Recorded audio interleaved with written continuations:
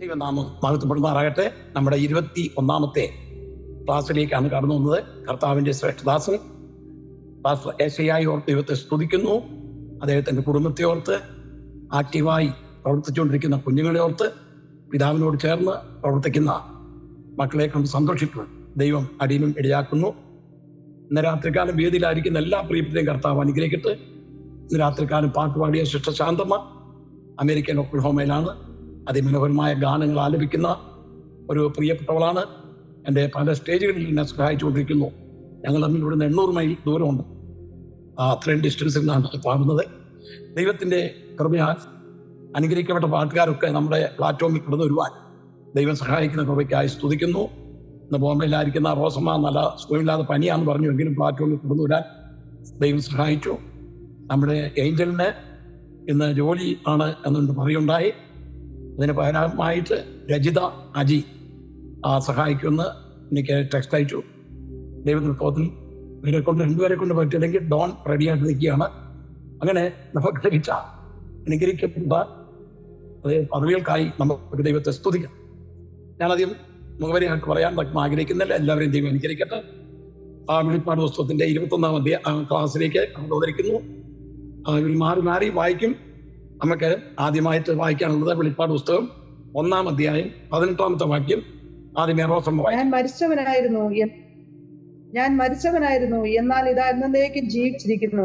മരണത്തിന്റെയും പാതാളത്തിന്റെയും താക്കോൽ എന്റെ കൈവശമുണ്ട്. കർത്താവായ യേശു ക്രിസ്തുവിന്റെ 12 ദിവ്യ വിശേഷതകളാണ് നമ്മൾ പഠിച്ചുകൊണ്ടിരിക്കുന്നത്. വെളിപ്പാട് പുസ്തകം തന്നെ ഒരു നീണ്ട വിഷയമാണ് നമുക്ക് കിടക്കുന്നത്. അതിൽ 11 വിശേഷതകളും നമ്മൾ പഠിച്ചു കഴിഞ്ഞു. 1 നിലയങ്കി ധരിച്ച കർത്താവ്, 2 മാറത്ത് പൊൻകച്ചെട്ടി, 3 തലയും തലമുടിയും വെളുത്ത മഞ്ഞ് പോലെ ഇരിക്കുന്ന കർത്താവ്, 4 അഗ്നിജ്വാലിക്കത്ത കണ്ണും, 5 കാൽ ഉലയിൽ കുത്തുവഴിപ്പിച്ച വെള്ളോട്ടിന് സദൃശ്യമായ, 6 അവന്റെ ശബ്ദം പെരുവെള്ളത്തിന്റെ ഇരച്ചിൽ പോലെ. പിന്നീട് നമ്മൾ ചിന്തിച്ചത് 7ാമതായി അവന്റെ വലങ്കയിൽ 7 നക്ഷത്രമുണ്ട്. 8ാമതായി അവന്റെ വായിൽ മൂർച്ചയേറിയ ഇരുവായ്ത്തലുള്ള വാൾ പുറപ്പെടുന്നു. മൂർച്ചയേറിയ ഇരുവായ്ത്തലുള്ള. അതുപോലെ 9ാമത് അവന്റെ മുഖം സൂര്യനെ പോലെ ഇരിക്കുന്നു. 10ാമത് ആദ്യനും അന്ത്യനുമായവൻ. 11 എന്നേക്കും ജീവിച്ചിരിക്കുന്നവൻ. ഇന്ന് നമ്മൾ ചിന്തിക്കാൻ പോകുന്നത് 12ാമത്തെ വിഷയമാണ്. മരണത്തിന്റെയും പാതാളത്തിന്റെയും താക്കോൽ കൈവശമുള്ളവൻ. ഇത് ഒരു കുറഞ്ഞ 2 ക്ലാസ് അല്ലെങ്കിൽ 3 ക്ലാസ് കൊണ്ട് തീർക്കേണ്ട വിഷയമാണ്. നമ്മളതിനെക്കുറിച്ച് ആഴമായിട്ട് പഠിക്കേണ്ട വിഷയം. അതാണ് നമ്മൾ ചിന്തിക്കാൻ കൊണ്ടുപോകുന്നത്. ഞാൻ പറഞ്ഞില്ല, വെളിപ്പാട് പുസ്തകം എല്ലാ നിങ്ങൾ കേട്ടുള്ളവർ എടുക്കുന്ന നിലയിലല്ല ഞാൻ ക്ലാസ് എടുക്കുന്നത്. അതിൻ്റെ ഐറ്റമായിട്ടാണ് നമ്മൾ എടുക്കുന്നത്. അതുകൊണ്ടാണ് 366 ക്ലാസ്സുണ്ട്. ഇത്രയും എടുക്കാതെ എത്രയും വേഗം നിങ്ങൾ ആഗ്രഹിക്കുന്ന വിഷയങ്ങളിലേക്കില്ല പ്രവേശിപ്പാൻ കൊണ്ട് ആഗ്രഹിക്കുന്നു. അതുകൊണ്ട് ആരും ധൃതി വെക്കരുത്. എളുപ്പം നിലവിളിക്കെടുക്ക്, എളുപ്പം മൃഗത്തെക്കുറിച്ച് എടുക്ക്, എളുപ്പം 12ാം അധ്യായത്തില് സ്ത്രീ പ്രസവിച്ച ആൺകുട്ടിയെ കുറിച്ച് എടുക്ക്. ശാന്തമായിട്ടാണ് കർത്താവ് നമ്മെ പഠിപ്പിച്ചത്. ഉപമ മുഖാന്തരമാണ്. നിങ്ങൾ നോക്കുന്നത്, കർത്താവായ യേശു ഒരു വിഷയം സ്ഥാപിക്കുന്നത് ഓരോ ഉപമകളും പറഞ്ഞുകൊണ്ടാണ് നമ്മളെ പഠിപ്പിച്ചത്. അപ്പം നമ്മൾ ശാന്തമായി കർത്താവിന്റെ പാദപെടുത്തിയിരുന്ന് ഈ വചനങ്ങൾ പഠിപ്പാൻ തക്കുന്ന ദൈവം സഹായിക്കും. ഇവിടെ വായിക്കുന്നു, 12ാമത്തെ വിശേഷതയാണ് യേശു ക്രിസ്തുവിന്റെ. യോഹന്നാൻ പത്മോസ് ദ്വീപിൽ കടന്നപ്പോൾ കാണുന്ന യേശുവിനെ 12 വിശേഷതകളോടുകൂടിയാണ്. ഈ ലോകത്തിലായിരുന്നപ്പോൾ താഴ്ചയുള്ള ശരീരം, ക്ഷീണമുള്ള ശരീരം, വിശക്കുന്ന ശരീരം, അതുപോലെ തന്നെ കണ്ണുനീര് കരയുന്നവരുടെ കരയുന്ന അതേ ശരീരം. ഈ നിലയിലാണ് യേശു ക്രിസ്തുവിനെ യോഹന്നാൻ കണ്ടത്. എന്നാൽ ഇപ്പോൾ ഉയർത്തെഴുന്നേറ്റ് സ്വർഗത്തിലേക്ക് ആരോഹണം ചെയ്ത് തേജസ്കരിക്കപ്പെട്ട യേശുവിനെ കാണുന്നത് 12 വിശേഷതയോടുകൂടിയാണ്. അത് ആ പഴയ വിഷയത്തിലേക്ക് നമ്മൾ കയറുന്നില്ല. മരണത്തിന്റെയും പാതാളത്തിന്റെയും താക്കോൽ കൈവശമുള്ള യേശു ക്രിസ്തുവിനെയാണ് നമ്മൾ കാണുന്നത്. സത്യം പറയും, പ്രത്യേകിച്ച് സാമുദായിക സഭകളൊക്കെ, റോമൻ കത്തോലിക്കരൊക്കെ പറയുന്നത് താക്കോൽ യേശു ക്രിസ്തുവിന്റെ പത്രോസിന്റെ കയ്യിലാണ്. കാരണം സ്വർഗരാജ്യത്തിന്റെ താക്കോൽ ഞാൻ നിന്റെ കയ്യിൽ തരുന്നു എന്ന് പറഞ്ഞിട്ട് യേശുക്രിസ്തു താക്കോലൊന്നും ഇല്ലാതെ വെളിയോട് നടക്കുകയാണെന്നൊരു ചിന്തയാണ് ആൾക്കാർക്കുള്ളത്. നീ പത്രോസ് ആകുന്നു, ഈ പാറമേൽ ഞാൻ സഭയെ പണി. നീ പത്രോസ് എന്ന് പറഞ്ഞാൽ പാറക്കഷ്ണം, എന്നാൽ ഞാനാണ് പാറ, ഈ യുഗങ്ങളുടെ പാറയായ എന്നിലാണ് സഭയെ പണിയാൻ പോകുന്നത്. അതുപോലെ സ്വർഗരാജ്യത്തിന് താക്കോൽ ഞാൻ നിനക്ക് തരുന്നു എന്ന് പറഞ്ഞാൽ അതിന്റെ അർത്ഥം സ്വർഗത്തിലേക്ക് പോകുന്നത് പത്രോസ് വഴിയാണെന്ന് ആരും ചിന്തിക്കരുത്. അധികാരത്തെ കാണിക്കുകയാണ്. നിങ്ങൾ സ്വർഗത്തിൽ കെട്ടുന്നതെല്ലാം ഭൂമിയിലും കെട്ടപ്പെട്ടിരിക്കും, നിങ്ങൾ ഭൂമിയിൽ കെട്ടുന്നതെല്ലാം സ്വർഗത്തിലും കെട്ടപ്പെട്ടിരിക്കും. സ്വർഗരാജ്യത്തിലേക്കുള്ള താക്കോല് എൻ്റെ കയ്യിലുണ്ടെന്ന് പറഞ്ഞ് എൻ്റെ ഒരിക്കൽ വാ, ഞാൻ കയറ്റിവിടാന്ന് പറഞ്ഞ് നിൽക്കുന്ന പത്രോസിനെ അല്ല അവിടെ കാണുന്നത്. ആ പത്രോസ് പ്രസംഗിക്കുന്നത് മറ്റൊരുത്തും രക്ഷയില്ല, ഞാൻ രക്ഷിക്കപ്പെടുക യേശു ക്രിസ്തുവിന്റെ നാമം അല്ലാതെ വേറെ ഒരു നാമവും. ആ നാമത്തിൽ ഞാൻ തന്നെ വഴിയും സത്യം ജീവനുമാണ്. ആ വഴിയാണ് പത്രോസും ശിഷ്യന്മാരും എല്ലാം കാണിച്ചു കൊടുത്തിരിക്കുന്നത്. പത്രോസിന് ലഭിച്ച അധികാരം നമുക്കുണ്ട്. സ്വർഗരാജ്യത്തിന് താക്കോൽ ഞാൻ നിനക്ക് തരുന്നു. നിങ്ങൾ ഭൂമിയിൽ കെട്ടുന്ന എല്ലാം സ്വർഗത്തിൽ കെട്ടപ്പെട്ടിരിക്കും, നിങ്ങൾ ഭൂമിയിൽ അഴിക്കുന്ന എല്ലാം സ്വർഗത്തിൽ അഴിഞ്ഞിരിക്കും. അത് അധികാരത്തിന്റെ ശുശ്രൂഷയാണ്. ദൈവം നമുക്ക് ശുശ്രൂഷ ചെയ്യാൻ തക്കണം അധികാരത്തിന്റെ ശുശ്രൂഷയാണ് അതിരിക്കുന്നത്. നിങ്ങൾ ഭൂതങ്ങളെ പുറത്താക്കും, അധികാരമല്ലയോ? യേശുവിന്റെ നാമത്തിൽ ശാസിക്കുമ്പോൾ ഭൂതം പുറത്താകും, രോഗിയുടെ മേൽ കൈവച്ചാൽ അവർക്ക് സൗഖ്യം വരും. ആ അധികാരത്തിന്റെ ശുശ്രൂഷ ഉപദേശമാണ് പത്രോസിന്റെ പ്രകാരം പറഞ്ഞത്. ഇപ്പോൾ കർത്താവായ യേശുക്രിസ്തു പറയാണ്, ഈ താക്കോൽ എൻ്റെ കയ്യിലുണ്ട്, മരണത്തിന്റെയും പാതാളത്തിന്റെയും താക്കോൽ എൻ്റെ കൈവശമുണ്ട്. ആദ്യമായി നമുക്ക് മരണത്തിന്റെ കാര്യം ചിന്തിക്കാം. ഈ താക്കോലിനെ പറ്റി യെശയ്യാ പ്രവചനം 22-ാം അധ്യായം 22-ാമത്തെ വാക്യം നമുക്കൊന്ന് വായിക്കാം. പ്രൈസലോർഡ്. സ്തോത്രം. ഞാൻ ദാവീദിന്റെ താക്കോൽ അവന്റെ തോളിൽ വയ്ക്കും. അവൻ തുറന്നാൽ ആരും അടയ്ക്കുകയില്ല, അവൻ അടച്ചാൽ ആരും തുറക്കുകയുമില്ല. ഞാൻ ദാവീദിന്റെ താക്കോൽ അവന്റെ തോളിൽ വയ്ക്കും. ഇതിനെ കുറിച്ച് പറയുന്നറിയാമോ? യേശു ക്രിസ്തുവിനെ കുറിച്ചാണ്. ദാവീദിനെ കുറിച്ച് ഇങ്ങനെ എടുത്തു പറയാൻ കാരണം, ദാവീദിനെ കുറിച്ച് ആദ്യമായി കാണുന്നത് രൂത്തിന്റെ പുസ്തകം 4-ാം അധ്യായത്തിലാണ്. അവിടെ ദാവീദിന്റെ ആ ജന്നത്തെ കുറിച്ചാണ് നമുക്ക് കാണുവാൻ കഴിയുന്നത്. ഓബേദിന്റെ മകനാണ് ഇശായി, ഇശായിയുടെ മകനാണ് ദാവീദ്. ദാവീദിൽ നിന്നാണ് ക്രിസ്തു, ആ വംശാവലിയിൽ നിന്നാണ് ക്രിസ്തു ജനിച്ചത്. വേദോസ്തത്തിൽ ആദ്യമായി ദാവീദിനെ കുറിച്ച് കാണുന്നത് രൂത്തിന്റെ പുസ്തകം.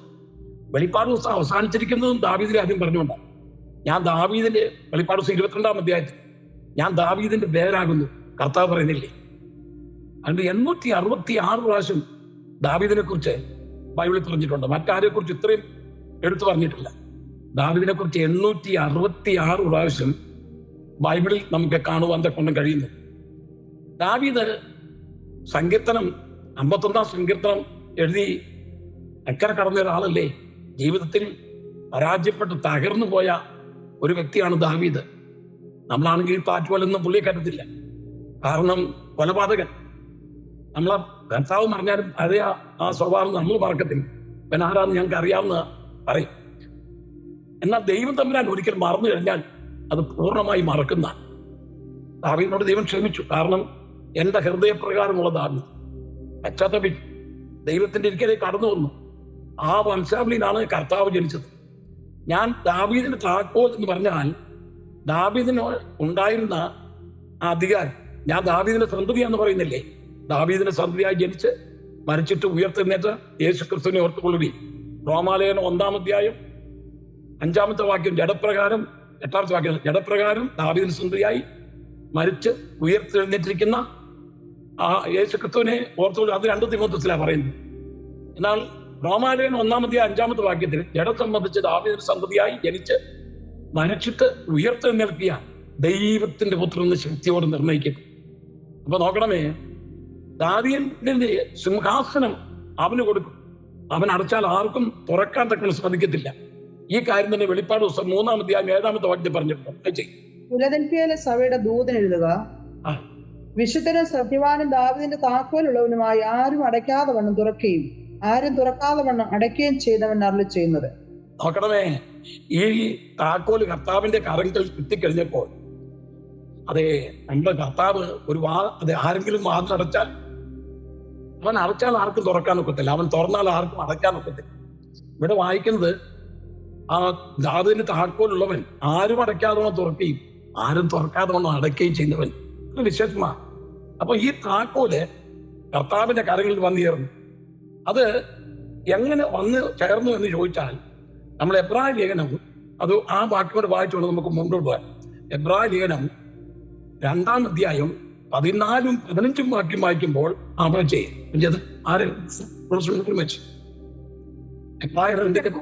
കൂടിയവർ ആകൊണ്ട് അവനും അവരെ പോലെ ജഡരക്തങ്ങളോട് കൂടിയവനായി മരണത്തിന്റെ അധികാരിയായ പിശാചിനെ തന്റെ മരണത്താൽ നീക്കി ജീവപര്യന്തം മരണഭീതിയിൽ അടിമകളായിരുന്നവരെ ഒക്കെയും വിടുവിച്ചു. മക്കൾ ജഡരക്തങ്ങളോട് കൂടിയവർ ആകൊണ്ട് അവനും അവരെ പോലെ ജഡരക്തങ്ങളോട് കൂടിയവനായി മരണത്തിന്റെ അധികാരിയായ പിശാചിനെ തന്റെ മരണത്താൽ നീക്കി ജീവപര്യന്തം ഭീതിയാൽ അടിമകളായിരുന്നവരെ ഒക്കെയും വിടുവിച്ചു. മരണത്തിന്റെ അധികാരി ആരായിരുന്നു? പിശാചായിരുന്നു. മരണത്തിന്റെ അധികാരി പിശാചായിരുന്നു. എന്നാൽ കർത്താവായ യേശു ക്രിസ്തു ദാവീദിന്റെ സന്തതിയായി ജനിച്ച് മരണത്തിന്റെ അധികാരിയായി പിശാചിനെ പരാജയപ്പെടുത്തി മരണത്തിന്റെ അധികാരം മൊത്തം കർത്താവ് ഏറ്റെടുത്തു. നമുക്കറിയാവുന്ന വാക്യങ്ങളുടെ ചിലത് ഞാനങ്ങ് പറഞ്ഞുവിടാം. കർത്താവായ യേശു മരിച്ചിട്ട് ഉയർത്തെഴുന്നേറ്റ് സ്വർഗത്തിലേക്ക് ആരോഹണം ചെയ്യാൻ നേരത്തെ എന്താ പറഞ്ഞത്? സ്വർഗത്തിലും ഭൂമിയിലും സകല അധികാരവും എനിക്ക് നൽകപ്പെട്ടിരിക്കുന്നു, ആകയാൽ നിങ്ങൾ പുറപ്പെടുക. മരണത്തിന്റെ അധികാരിയായിരുന്ന പിശാച് ഒരു കാലത്ത്, ഇന്നും ആൾക്കാര് ഒരാൾ മരിക്കുമ്പോൾ പറയുന്ന ചിലർ പറഞ്ഞ പിശാച് കൊണ്ടുപോയെന്ന അല്ല, മരണത്തിന്റെ അധികാരിയെ പരാജയപ്പെടുത്തി കർത്താവ്. മരണത്തിന്റെ അധികാരിയായ പിശാചിനെ പരാജയപ്പെടുത്തി മരണത്തിന്റെ അധികാരം കർത്താവായ യേശു ഏറ്റു.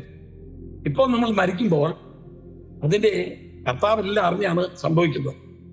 അപ്പൊ മരണം വരുമ്പോൾ നമ്മളെ സംബന്ധിച്ച് അത് പേടിക്കേണ്ട ആവശ്യമില്ല. മരണത്തെക്കുറിച്ച് അറിയുമ്പോൾ തന്നെ ഇപ്പൊ എത്രയോ പേര് ഈ അമേരിക്ക തന്നെ ക്യാൻസർ രോഗികളായിട്ട് മരണത്തെ കാത്തിരിക്കുന്നുണ്ട്. എന്നാൽ കഴിഞ്ഞ ദിവസം ഡോക്ടർ പ്രസംഗിച്ചപ്പോൾ പറഞ്ഞു, ഈ മരണത്തിന് വേണ്ടി കാത്തിരിക്കുന്ന രോഗികൾ ആ ഡോക്ടർ അടിക്കാൻ വരുമ്പോൾ അത് ചിരിച്ചോണ്ടാ വരുന്നത്.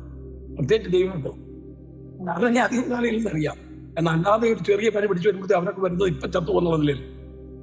എന്നാൽ ഒരു ക്യാൻസറിന്റെ ഒരു രോഗം പിടിച്ചാൽ അടുത്തത് ഇതിനാൽ ഒരു നീക്കിപ്പോക്കില്ല, മരണമാണ്. മരണത്തെ കാത്തിരിക്കുന്നവരാണ്. അതുകൊണ്ട് ആ സന്തോഷത്തോടെ സ്വീകരിക്കാൻ തക്കൊണ്ട് ദൈവമക്കൾ അങ്ങ് തയ്യാറാകും. എത്രയോ പേര് ഈ ദിവസങ്ങളിൽ തന്നെ മരിച്ചത് ഒരു ഭാര്യയും ഭർത്താവും 2 കുഞ്ഞുങ്ങളുടെ യാത്ര ചെയ്തോണ്ടപ്പോ അവരുടെ സ്കൂട്ടറിൽ വന്നൊരു ബസ് വന്നിടിച്ച് അവര് ഭാര്യയും ഭർത്താവും മരിച്ചു, കുഞ്ഞുങ്ങൾ 2 ഉണ്ട്, 5 കുഞ്ഞുങ്ങൾ. നിങ്ങൾ 4 ചുരുക്കി. നമ്മൾ ഉദ്ദേശിക്കുന്ന പോലല്ല, മരണം ഏത് സമയത്തും നമ്മളെ തന്നെ പിടിക്കാൻ തക്കൊണ്ടും അത് ഇടയായിത്തീരും. എന്നാൽ മരണത്തിന്റെ അധികാരിയായ പിശാചിനെ പരാജയപ്പെടുത്തി മരണത്തെ ജയിച്ചവനായ നമ്മുടെ കർത്താവായ യേശു ക്രിസ്തു നമ്മുടെ മരണം നമ്മുടെ കർത്താവ് അറിയുന്നു. ഏത് സമയം വരെ ഉണ്ടെന്നുള്ളത് കർത്താവാണ് നിശ്ചയിക്കുന്നത്. സഹദ് കൊച്ചു പറയുന്നത് 10,000 നില പൊക്കിപ്പെടുത്താലും അതിനുള്ളിൽ മൃത്യു കയറിച്ചില്ല. ഒരിക്കൽ നീൽമുടി ഇപ്രകാരം പറയുണ്ടായി. ഒരാള് ദൈവത്തോട് പ്രാർത്ഥിച്ചു, ദൈവം പ്രത്യക്ഷപ്പെട്ടു. നിനക്ക് എന്താ വേണമെന്ന് ചോദിച്ചു. എനിക്ക് 1,00,000 വയസ്സ് വേണമെന്നോ. അതൊരു ഉദാഹരണം കേട്ടോ. അപ്പോൾ ദൈവം പറഞ്ഞു, നിനക്ക് 1,00,000 വയസ്സ് വന്നിരിക്കും. അപ്പം പുള്ളി ആദ്യപടിയായിട്ട് അങ്ങ് ജീവിക്കുകയാണ്. അപ്പം നീൽമുടി പറയുന്നത് ഇതിന്റെ അന്ന് ഇങ്ങനെ തീർന്നു. അവസാനം 1,00,000 വയസ്സ് തീർന്നു. നാളെ മരണം. പുള്ളിക്ക് ഭയങ്കര പരിഭ്രമം. കഴിഞ്ഞ 1,00,000 വയസ്സ് ജീവിച്ചതിന്റെ അകത്തുള്ള സന്തോഷമല്ല, നാളെ മരിക്കുമല്ലോ എന്നുള്ള ആ ചിന്തയെ കണ്ട് ഭയങ്കര വെപ്രാളം കാണിക്കുകയാണ്. മനുഷ്യൻ ഒരിക്കലും തൃപ്തിയല്ല. എന്നാൽ ഒരു ദൈവത്തിന്റെ ഫൈനലിനെ സംബന്ധിച്ചിടത്തോളം അവന് പ്രത്യാശയോടാണ് ജീവിക്കുന്നത്. നമുക്ക് 1-2 വാക്യങ്ങൾ വായിക്കാം. അതേ മരണത്തെക്കുറിച്ച് ആ ദൈവത്തിന്റെ വചനത്തിൽ പറഞ്ഞിരിക്കുന്ന 1-2 കാര്യങ്ങൾ. ഈ മരണത്തിന് വാതിലുണ്ട് കേട്ടോ. മരണത്തിന് വാതിൽ നമ്മൾ ചിന്തിക്കാൻ പോവാം. സങ്കീർത്തനം 9:13 വായിച്ചേ. 13 യഹോവേ എന്നോട് കരുണയുണ്ടാകണമേ, മരണവാതിലിൽ നിന്ന് എന്നെ ഉദ്ധരിച്ചവനെ, എന്നെ പയക്കുന്നവരാൽ എനിക്ക് നേരിടുന്ന കഷ്ടം നോക്കണമേ. നിർത്തി സ്വഭാവമായിട്ട് വായിക്കണേ. ഒന്നിട്ട് വായിച്ചേ. യഹോവേ എന്നോട് കരുണയുണ്ടാകണമേ, മരണവാതിലിൽ നിന്ന് എന്നെ ഉദ്ധരിക്കുന്നവനെ, എന്നെ പയക്കുന്നവരാൽ എനിക്ക് നേരിടുന്ന കഷ്ടം നോക്കണമേ. മരണവാതിലുകളിൽ നിന്ന് എന്നെ ഉദ്ധരിക്കുന്നവനെ. അപ്പൊ അവിടെ നമ്മൾ വായിക്കുന്ന മരണത്തിനൊരു വാതിലുണ്ടെന്നുള്ളതാണ്. മരണവാതിലിൽ നിന്ന് എന്നെ ഉദ്ധരിക്കുന്നത് 107 സങ്കീർത്തനം 18 വാക്യം വായിച്ച് രചിത. അത് ഓഫ് ചെയ്ത് വെക്കാതെ. ഞാന് 107:18. സ്തോത്രം. ഹല്ലേലൂയ, സ്തോത്രം. അവർക്ക് സകലവിധ ഭക്ഷണത്തോടും വെറുപ്പ് തോന്നി. അവർ മരണവാതിലുകളോട് സമീപിച്ചിരുന്നു. സ്തോത്രം. അവർ തങ്ങളുടെ കഷ്ടത മതി മതി. മരണവാദികളോട് സമീപിച്ചിരിക്കുന്നു. വാക്യങ്ങൾ കേട്ടില്ലായിരുന്നോ രഞ്ജിത? കിട്ടി അയച്ചൊന്നില്ലായിരുന്നോ? കിട്ടി. അത് പറ്റാണ് വായിക്കാൻ. നമ്മള് ഒരാള് പോയി നമ്മൾ ബൈബിൾ ക്ലാസ് ലേറ്റ് ആയി പോകും. മരണത്തിന് വാതിലുണ്ടെന്നാണ് ഇവിടെ സങ്കീർത്തനക്കാരൻ പറയുന്നത്. മരണവാതിലിൽ തന്നെ ഉദ്ധരിക്കുന്നവനെ, മരണവാതിലിൽ തന്നെ വിടുവിക്കുന്നവനെ. ഈ മരണവാതിൽ കാണുമ്പോൾ എല്ലാവരും അത് മരണം സമീപിച്ചിരിക്കുന്നു പറയുമ്പോൾ എന്തോ ഒരു ഭയമാണെന്നറിയാമോ? എന്നാൽ നീതിമാനെ സംബന്ധിച്ച്, ഒരു വിശുദ്ധനെ സംബന്ധിച്ച് ചില ഒരു 6-7 കൂട്ടം വിഷയങ്ങൾ ദൈവത്തിന്റെ വചനത്തിൽ പറഞ്ഞിട്ടുണ്ട്. അത് കഴിഞ്ഞിട്ട് നമുക്ക് പാതാളത്തെ കുറിച്ച് ചിന്തിക്കാം. ഒന്നാമത് സങ്കീർത്തനം 14:32, സദൃശവാക്യം 14:32. ദുഷ്ടന് തന്റെ ദുഷ്ടതയാൽ വീഴ്ച വരുന്നു, നീതിമാനോ മരണത്തിലും പ്രത്യാശയുണ്ട്. നീതിമാനോ മരണത്തിലും പ്രത്യാശയുണ്ട്. എത്ര സന്തോഷ!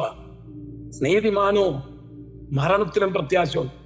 അപ്പോസ്തലനായ പൗലോസിന്റെ മുമ്പിൽ റോമൻ ഗവൺമെന്റ് വാള് വന്ന് ഉയർന്നു നിൽക്കുമ്പോൾ അതവൻ ഭാവനയിൽ കണ്ടു, എന്റെ തല പോകും. ആ കാഴ്ച കണ്ടുകൊണ്ട് എഴുതിയൊരു വാക്യമാണ്, ഞാൻ നല്ലപോലെ വരുന്നു, ഓർത്തം തികച്ചു, വിശ്വാസം കാത്തു, ഇനി നീതിയുടെ കിടം എനിക്കായി വെച്ചിരിക്കുന്നു, അത് നീതിയുള്ള കർത്താവ് ആ ദിവസത്തിൽ എനിക്ക് നൽകും. എനിക്ക് മാത്രമല്ല, അവന്റെ പ്രത്യക്ഷതയിൽ പ്രിയം വെച്ച ഏവർക്കും കൂടെ. നീതിമാനോ മരണത്തിലും പ്രത്യാശയുണ്ട്. 40 ഈ ക്രിസ്ത്യാനികളെ സ്റ്റാർ ചക്രവർത്തിയുടെ കാലത്ത് അവർ രക്തസാക്ഷികളായിട്ട് മരിക്കേണ്ടി വന്നു. റോമൻ മരണം നിലനിന്നിരുന്ന കാലത്ത് അനേകര് കൊന്നിട്ടുണ്ട്. ശൃംഖത്തിന്റെ വായിലേക്ക്, ശൃംഖത്തിന് മുമ്പിൽ വലിച്ചെറിയ, അവരുടെ കുഞ്ഞുങ്ങളെ കടുവാടെ മുമ്പിൽ വലിച്ചെറിയ, ക്രിസ്ത്യാനികൾ എന്തുമാത്രം കപ്പലിൽ കടന്നുപോയ ഒരു കാലഘട്ടം ഉണ്ടായിരുന്നു അറിയാമോ? ആ കാലഘട്ടത്തിൽ 40 പേരെ ക്രിസ്ത്യാനികളെ പിടിച്ചോണ്ട് പോകും. സ്റ്റാർട്ട് ചക്രവർത്തിയുടെ കാലത്തായിരുന്നു. കുസ്തന്തീനോസിന്റെ കാലഘട്ടത്തിലാണ് മതപീഠയെല്ലാം അവസാനിച്ചത്. സ്റ്റാർട്ട് ചക്രവർത്തിയുടെ കാലത്ത് 40 ക്രിസ്ത്യാനികളെ കൊണ്ടുവന്ന് അവരെ ഈ ചക്രവർത്തിക്ക് കൊല്ലാൻ മനസ്സില്ല, പക്ഷെ കൊന്നേ നോക്കുന്നു. അവരോട് പറഞ്ഞു, അതിന്റെ ചുമതല വഹിക്കുന്ന വേറൊരു സെക്രട്ടറി ഉണ്ട്, ഓരോരുത്തരായിട്ട് അദ്ദേഹത്തിന്റെ മുമ്പിൽ കൂടെ കൊണ്ടുവരികയാണ്. ചക്രവർത്തി അപ്പുറം നിൽക്കുന്നു. ഒരാളോട് പറഞ്ഞു, നീ എന്തിനാ ഈ മരണം സ്വീകരിക്കാൻ പോകുന്നത്? ഐസ് നദിയിൽ ഇട്ട് കൊല്ലാൻ പോവുകയാണ്, ഇഞ്ചിഞ്ചായിട്ട് മരിക്കണം. അപ്പൊ നീ യേശുവിനെ ഒരു വാക്ക് തള്ളി പറയാമെങ്കിൽ നിന്നെ മരണം വിളിച്ചേക്കാം. അവനെ വൃത്തത്തിലെന്ന് പറഞ്ഞു. അവനെ നദിയിലേക്ക് കുട്ടാൾക്കാർ തള്ളി നമ്മളെ ഇഞ്ചിഞ്ചായിട്ട് മരിച്ചുകൊണ്ടിരിക്കുകയാണ്. 39 പേരെയും മരിച്ചു. അവരോട് പറഞ്ഞു, യേശുവിനെ തള്ളിപ്പറയണമെന്ന് പറഞ്ഞു. പറ്റത്തില്ലെന്ന് പറഞ്ഞു. 40ാമത്തെ ആള് വന്നപ്പോ പറഞ്ഞു, ഞാൻ യേശുവിനെ തള്ളിപ്പറയുന്നു. സഭാചരിത്രത്തിൽ നടന്ന സംഭവം, ഞാൻ യേശുവിനെ തള്ളിപ്പറയുന്നു. അപ്പോൾ അതിലേക്ക് ഉന്തി തള്ളിക്കൊണ്ട് വന്ന ഒരു നേതാവ് ഓടി വന്ന് പറഞ്ഞു, അവന് പകരം ഞാൻ ഭരിച്ചോളാന്ന് പറഞ്ഞു. അതുവരെ അവൻ ക്രിസ്ത്യാനിക്കെതിരായിരുന്നു. അതെന്താന്ന് ചോദിച്ചു. ഞാൻ യേശുവിനെ സ്വന്തം രക്ഷിതാവായി സ്വീകരിക്കുന്നു, എനിക്ക് ക്രിസ്തുവിനെ മതി. കാരണം ഈ 39 പേരും മരിക്കുമ്പോൾ, താഴോട്ട് വീഴുമ്പോൾ അവരുടെ തലയെ വന്ന് ഒരു കിരീടം വന്ന് വീഴുന്ന കാഴ്ച ഞാൻ കണ്ടു. സ്വർഗത്തിന് ഒരു കിരീടം വന്ന് അവരുടെ തലയെ വന്ന് വീഴുന്നു. 40ാമത്തെ വ്യക്തി മുൻപോട്ട് വന്നപ്പം ഒരു കിരീടം സ്വർഗത്തിൽ നിന്ന് ഇറങ്ങി വന്നാണ്. അവൻ യേശുവിനെ തള്ളിപ്പറയെന്ന് പറഞ്ഞപ്പോൾ ആ കിരീടം അതുപോലെ മുകളോട്ട് കയറിപ്പോയി. ആ കിരീടം എനിക്ക് വേണം എന്ന് പറഞ്ഞ അദ്ദേഹം ഈ ഐസ് നദിയിലേക്ക് വീണ്ടും മരിച്ചു. എത്ര പ്രത്യാശയുള്ള മരണം! ദൈവത്തിന്റെ പൈതലേ, പരീക്ഷ സഹിക്കുന്ന മനുഷ്യൻ ഭാഗ്യവാൻ. അവൻ കൊള്ളാവുന്നതിനായി തെളിഞ്ഞ ശേഷം കർത്താവ് തന്നെ സ്നേഹിക്കുന്നവർക്ക് വേണ്ടി ഒരുക്കിയിരിക്കുന്ന ജീവിതം പ്രാർത്ഥിക്കും. നീതിമാന് മരണത്തിലും പ്രത്യാശയുണ്ട്. 1 തെസ്സലോനിക്കർ 4:13 വായിച്ചേ. പ്രത്യാശയില്ലാത്ത മറ്റുള്ളവരെ പോലെ ദുഃഖിക്കാതിരിക്കേണ്ടതിന് നിദ്ര കൊള്ളുന്നവരെ കുറിച്ച് അറിവില്ലാതിരിക്കരുത് എന്ന് ഞങ്ങൾ ആഗ്രഹിക്കുന്നു. നിദ്ര കൊള്ളുന്നവരെ കുറിച്ച് അറിവില്ലാതിരിക്കരുത്. പ്രത്യാശയില്ലാത്ത മറ്റുള്ളവരെ പോലെ ദുഃഖിക്കാതിരിക്കേണ്ടതിന് നിദ്ര കൊള്ളുന്നവരെ കുറിച്ച് അറിവില്ലാതിരിക്കരുത്. നീതിമാന്റെ മരണം എന്ന് പറഞ്ഞ ഒരു നിദ്രയാണ്, ഒരു ഉറക്കമാണ്. ഈയിടെ ഹരിപ്പാട്ടില് കഴിഞ്ഞ ആഴ്ച നമ്മുടെ ഈ പ്ലാറ്റ്ഫോമിൽ പാടിയ ലിജോയുടെ വില്യം വെച്ച് മരിച്ചുപോയി. വളരെ ആരോഗ്യമായിട്ടിരിക്കുക, 87 വയസ്സ്. ആ 87 വയസ്സുള്ള അമ്മച്ചി എപ്പോഴും പാട്ടും പ്രാർത്ഥനയാണ്, പ്രത്യാശയുടെ പാട്ടാണ്. ആ ലാസ്റ്റ് സമയം വരെയും പ്രത്യാശ ഗാനങ്ങൾ എപ്പോഴും പാടിക്കൊണ്ടിരിക്കും. ആ അമ്മച്ചി അല്ലേലിയോ പറഞ്ഞ് അങ്ങ് മരിച്ചു. ഇരിപ്പി നോക്കണമേ, ഒന്ന് എന്തൊരു നല്ല മരണമാണ്. നീതിമാന്റെ മരണം അത് ഒരു നിദ്രയാണ്, അതൊരു ഉറക്കമാണ് കേട്ടോ. ആ നിലയിലുള്ള നല്ല മരണം ലഭിക്കാൻ തക്ക ദൈവത്തിന്റെ കരങ്ങളിലേക്ക് ഏൽപ്പിച്ച് പ്രാർത്ഥിക്കുക. ഒരു ആക്സിഡന്റ് മരണത്തിലോ ദൈവത്തിന്റെ ഹിതമാണ്. നമുക്ക് ഓരോ വാഹനം വെച്ചിട്ടുണ്ട്, അത് എങ്ങനെയാണെന്ന് നമുക്ക് അറിഞ്ഞുകൂടാ. അതിൽ നിന്നൊക്കെ നമ്മളെ വിടുവിച്ച് കാക്കുവാൻ കഴിവുള്ള ദൈവത്തിന്റെ കരങ്ങളിലേക്ക് ഏൽപ്പിച്ചു കൊടുക്കാം. പൗലോസ് പറയുന്നത്, പ്രത്യാശയില്ലാത്ത മറ്റുള്ളവരെ പോലെ ദുഃഖിക്കാതിരിക്കേണ്ടതിന് ഞാൻ നിങ്ങളോട് പറയുന്നു. അതേ കർത്താവിൽ നിദ്ര കൊള്ളുന്നവരെ കുറിച്ച് നിങ്ങൾ അറിവില്ലാതിരിക്കരുതേ. കർത്താവ് താൻ ഗംഭീരനാഥത്തോടും പ്രധാനത്തോടും ശബ്ദത്തോടും ദൈവത്തിന്റെ കാലത്തോടുകൂടെ സ്വർഗത്തിന് വരുമ്പോൾ ക്രിസ്തുവിൽ മരിച്ചവർ മുൻപേ ഉയർത്തുന്നേക്കും, ജീവനോട് ശേഷിക്കുന്നവർ രൂപാന്തരപ്പെടും. ഇനി ഒരു ക്രിസ്ത്യാനിയുടെ കാഴ്ചപ്പാടിൽ ഫിലിപ്പിയ ലേഖനം 1:23 വായിച്ചോ. ഇവ രണ്ടിനാലും ഞാൻ ഞെരുങ്ങുന്നു, വിട്ടുപിരിഞ്ഞ് ക്രിസ്തുവിനോട് കൂടെ ഇരിപ്പാൻ എനിക്ക് കാംക്ഷയുണ്ട്, അത് അത്യുത്തമമല്ലോ. അയ്യോ, ആ വാക്ക് എത്ര! വിട്ടുപിരിഞ്ഞ് ക്രിസ്തുവിനോടുകൂടെ ഇരിപ്പാൻ എനിക്ക് കാംക്ഷ. ഈ വിഷയം അവസാനിപ്പിച്ച് ഞാൻ പാതാളത്തിലേക്ക് കയറാൻ പോവാ. ഇവിടെ വായിക്കുന്നത്, വിട്ടുപിരിഞ്ഞ് ക്രിസ്തുവിനോട് ഇരിപ്പാൻ തക്കവണ്ണം എനിക്കും കാംക്ഷയുണ്ട്, അത് അത്യുത്തമല്ലോ. പൗലോസ് ഫിലിപ്പിയർക്ക് എഴുതുമ്പോൾ എഴുതുകയാണ്, നിങ്ങൾ നിമിത്തം കുറെ കൂടെ ഇരുന്നാൽ കൊള്ളാമെന്ന് എനിക്ക് താല്പര്യമുണ്ട്, മരിക്കുന്ന എനിക്ക് ലാഭമാണ്. എന്നാൽ അഥവാ ഞാൻ മരിച്ചാൽ വിട്ടുപിരിഞ്ഞാൽ എങ്ങോട്ടാ പോകുമെന്ന് എനിക്കറിയാം. വിട്ടുപിരിഞ്ഞ് ക്രിസ്തുവിനോട് ഇരിപ്പാൻ തക്കവണ്ണം എനിക്കും കാംക്ഷയുണ്ട്. DL മൂടി ഒരിക്കൽ പ്രസംഗിച്ചും പറഞ്ഞു, 4 മണിക്ക് ഞാൻ എൻ്റെ അപ്പച്ചൻ്റെ വാണത്തിൽ പോകുന്നു കേട്ടോ. ആ അറിവ് തനിക്ക് ലഭിച്ചു. അതുപോലെ തന്നെ ശാന്തമായി താൻ കടലിലേക്ക് കയറി കടന്നു, ഭർത്താവിൻ്റെ ഒരിക്കൽ പോയി. ഒരറിവാണ്, വിട്ടുപിരിഞ്ഞാൽ ക്രിസ്തുവിനോട് പോയി ഇരിക്കുക. അത് ഒരു വിശ്വാസത്തിന്റെ കാഴ്ചപ്പാടിൽ പറഞ്ഞാൽ അത് അത്യുത്തമമാണ്. ദൈവത്തിന് സ്തോത്രം. ഞാനിവിടെ നേഴ്സിംഗ് ഹോമിലൊക്കെ സന്ദർശിക്കാൻ പോയിട്ടുണ്ട്. മരണത്തെ കാത്തിരിക്കുന്നുണ്ട്. അവർക്ക് ആർക്കും മരിക്കാൻ താല്പര്യമില്ല. എന്നാൽ ചില ദൈവമക്കളെ കാണുമ്പോൾ, അയ്യോ ഇപ്പൊ എന്നെ കർത്താവ് അങ്ങ് വിളിച്ചാൽ ഞാൻ പോകാൻ റെഡിയായിട്ട് നിൽക്കുകയാണ്. എനിക്ക് നാട്ടിൽ കീഴ്വായ്പൂർ ഒരു പാസ്റ്റർ PC ചാക്കോ അറിയാം. അദ്ദേഹത്തിന് ഈ വെളിപ്പാട് കിട്ടി. അതേ മരണത്തിന്റെ ആ സന്ദർഭമായപ്പോൾ അദ്ദേഹം പറഞ്ഞ വാചകം എന്താണെന്നറിയാമോ? ഇതാ ദൂതന്മാർ വരുന്നു. അതുപോലെ തന്നെ എന്തൊരു സന്തോഷമാണ്. ഇതാണ് മരണമെങ്കിൽ ഈ എത്ര നല്ലതാണ്. മരണം ആസ്വദിക്കുക. അദ്ദേഹം വെച്ചുകൊണ്ടിരിക്കുക, മരണം ആസ്വദിക്കുക. ഇതാ ദൂതന്മാർ വരുന്നു, എന്നെ കൊണ്ടുപോകാൻ വരുന്നു. ഈ അമേരിക്കയിലെ ഈ നോർത്ത് കരോളിന എന്ന് പറയുന്ന ഒരു സ്റ്റേറ്റ് ഉണ്ട്. ആ സ്റ്റേറ്റിൽ ഒരു ബിജോയി എന്ന് പറയുന്ന ഒരു സഹോദരനുണ്ട്. അദ്ദേഹത്തിന്റെ പെങ്ങൾക്ക് ലൂപ്പസ് ഓടിച്ചു. ലൂപ്പസ് വല്ലാത്തൊരു അസുഖം. അതിനെ പിടിച്ച് പല ട്രീറ്റ്മെന്റ് നടത്തി. സുന്ദരിയായ ഒരു പെൺകുട്ടി പല ട്രീറ്റ്മെന്റ് നടത്തിയിട്ട് ഒട്ടും ഭേദമാകുന്നില്ല. അവസാനം മരണത്തോട് സമീപിച്ചു കിടക്കുകയാണ്. അപ്പൊ എല്ലാവരും വന്ന് അടുത്തൊക്കെ നിൽക്കുകയാണ്. വളരെ ദുഃഖത്തോടെ, വളരെ ഭാരത്തോടെ എല്ലാവരും വന്ന് അടുത്തിങ്ങനെ നിൽക്കുകയാണ്. അങ്ങനെ ഇരിക്കുമ്പോൾ ആങ്ങള ബിജോയി കട്ടിലെ ഇരുന്ന് അവർക്ക് വേണ്ടുന്ന ആശ്വാസം, റോമൻ കത്തോലിക്കൻ വന്നവർ കട്ടിലിരുന്നോണ്ട് ആശ്വാസം പറഞ്ഞു കൊടുത്തോണ്ടിരിക്കുകയാണ്. ഉടനെ ഇവള് പറഞ്ഞു, അയ്യോ ആണ്ടൊരു കസേര ഇറങ്ങി വരുന്നു, അച്ഛാ എളുപ്പം തല വീഴുമെന്ന് പറഞ്ഞു. തല വീഴുമെന്ന് പറഞ്ഞു. അണ്ട് സ്വർഗത്തിൽ നിന്ന് ഒരു കസേര ഇറങ്ങി വരുന്നു. അച്ഛാ മാറ്റി കസേര അവിടെ വീണു. അണ്ട് എനിക്കൊരു കസേര അയച്ചിരിക്കുന്നു, ഞാൻ ഈ കസേര കയറിയിട്ട് പോവാന്ന് പറഞ്ഞ് മരിക്കുകയും ചെയ്തു. ഇത് നടന്ന സമയം കേട്ടോ. എല്ലാവരും തോക്കൊണ്ടിരിക്കുമ്പോ ഞാൻ പറയാണ്, അച്ഛൻ മാറി നിന്നായി അല്ലെങ്കിൽ ഇപ്പൊ തലയിൽ അത് വീണാമെന്ന് കാണുന്ന ദർശനം. ഇതാണ് ഒരു ദൈവത്തിന്റെ പൈതലിന്റെ മരണത്തെക്കുറിച്ചുള്ള ദർശനം. അച്ഛൻ മാറി നന്നായി അല്ല ഇപ്പൊ തലക്കിട്ടടിച്ചെന്നെ അതേ കസര വന്നു, ഞാൻ പോവാന്ന് പറഞ്ഞു പോയി.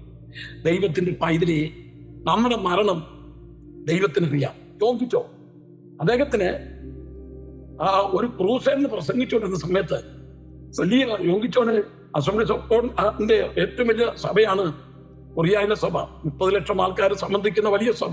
അദ്ദേഹം മരിച്ചുപോയി. അദ്ദേഹം ഒരു വലിയ ക്രൂസൈഡിൽ പ്രസംഗിച്ചുകൊണ്ടിരുന്ന സമയത്ത് ആൾക്കാർ വന്ന് പറഞ്ഞു, മകൻ മരിച്ചുപോയെന്ന് പറഞ്ഞു. ആദ്യമേ കൂടുതൽ അല്പം പറഞ്ഞെന്ന് പറഞ്ഞു. മകൻ മരിച്ചുപോയെന്ന് പറഞ്ഞു. അദ്ദേഹം എന്ത് ചെയ്യുന്നറിയാമോ? പെട്ടെന്ന് ക്രൂസൈഡിൽ നിന്ന് വീട്ടിൽ ചെന്നു. മകൻ മരിച്ചുപോയി. ഒരു കയ്യനായിരിക്കുന്ന സമയത്ത് മരിച്ചു. അദ്ദേഹം വീട്ടിൽ ചെന്നു. എല്ലാവരും വളരെ ദുഃഖത്തോടെ ഇങ്ങനെ കൂടി വന്നിരിക്കണം. ഭയങ്കര ആൾ. അദ്ദേഹം ചെന്ന ഉടനെ അദ്ദേഹത്തിന് വലിയ പ്രത്യാശ. അദ്ദേഹം ഈ മകന്റെ ഡെഡ് ബോഡി എടുത്തോണ്ട് ഒരു റൂമിലേക്ക് കയറി. ഡെഡ് ബോഡി എടുത്തോണ്ട് ഒത്തിരി ഇരുന്ന് പ്രാർത്ഥിക്കാൻ തുടങ്ങി. എന്നാണ് അദ്ഭുതത്തിന്റെ താക്കോലി വായിച്ചത്. അദ്ഭുതത്തിന്റെ താക്കോൽ, നിങ്ങൾ ആ അദ്ഭുതത്തിന്റെ താക്കോൽ എന്നുള്ള പുസ്തകം കിട്ടുകയാണെങ്കിൽ വായിക്കണം. ആ റൂമിലോട്ട് കയറി പിടിച്ചു വെച്ചിട്ട് പ്രാർത്ഥിക്കാൻ തുടങ്ങി.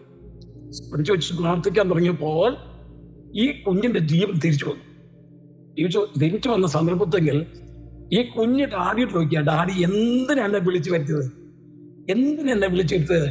ഞാൻ കർത്താവപ്പച്ചന്റെ അരികിലോട്ട് ചെല്ലുന്ന സമയത്ത് ദൂതന്മാരെല്ലാം എന്നെ സ്വീകരിച്ച് ആ കാഴ്ച ഒന്ന് കണ്ടുകൊണ്ടിരുന്ന സമയത്താണ് കർത്താവപ്പച്ചൻ എന്നോട് പറഞ്ഞു, നിന്റെ ഡാഡി കിടന്ന് കരയുന്നു, അതുകൊണ്ട് നീ പോയേ ഒക്കത്തുള്ളൂ. അപ്പൊ എന്നെ വിടരുതെന്ന് പറഞ്ഞപ്പോൾ പറഞ്ഞു, ഡാഡി പിടിച്ചു വെച്ച് അപേക്ഷിക്കുന്നു, അതുകൊണ്ട് നിന്നെ പറഞ്ഞു വിട്ടേ ഒക്കത്തുള്ളൂ പറഞ്ഞ് എന്നെ പറഞ്ഞു വിട്ടതാ.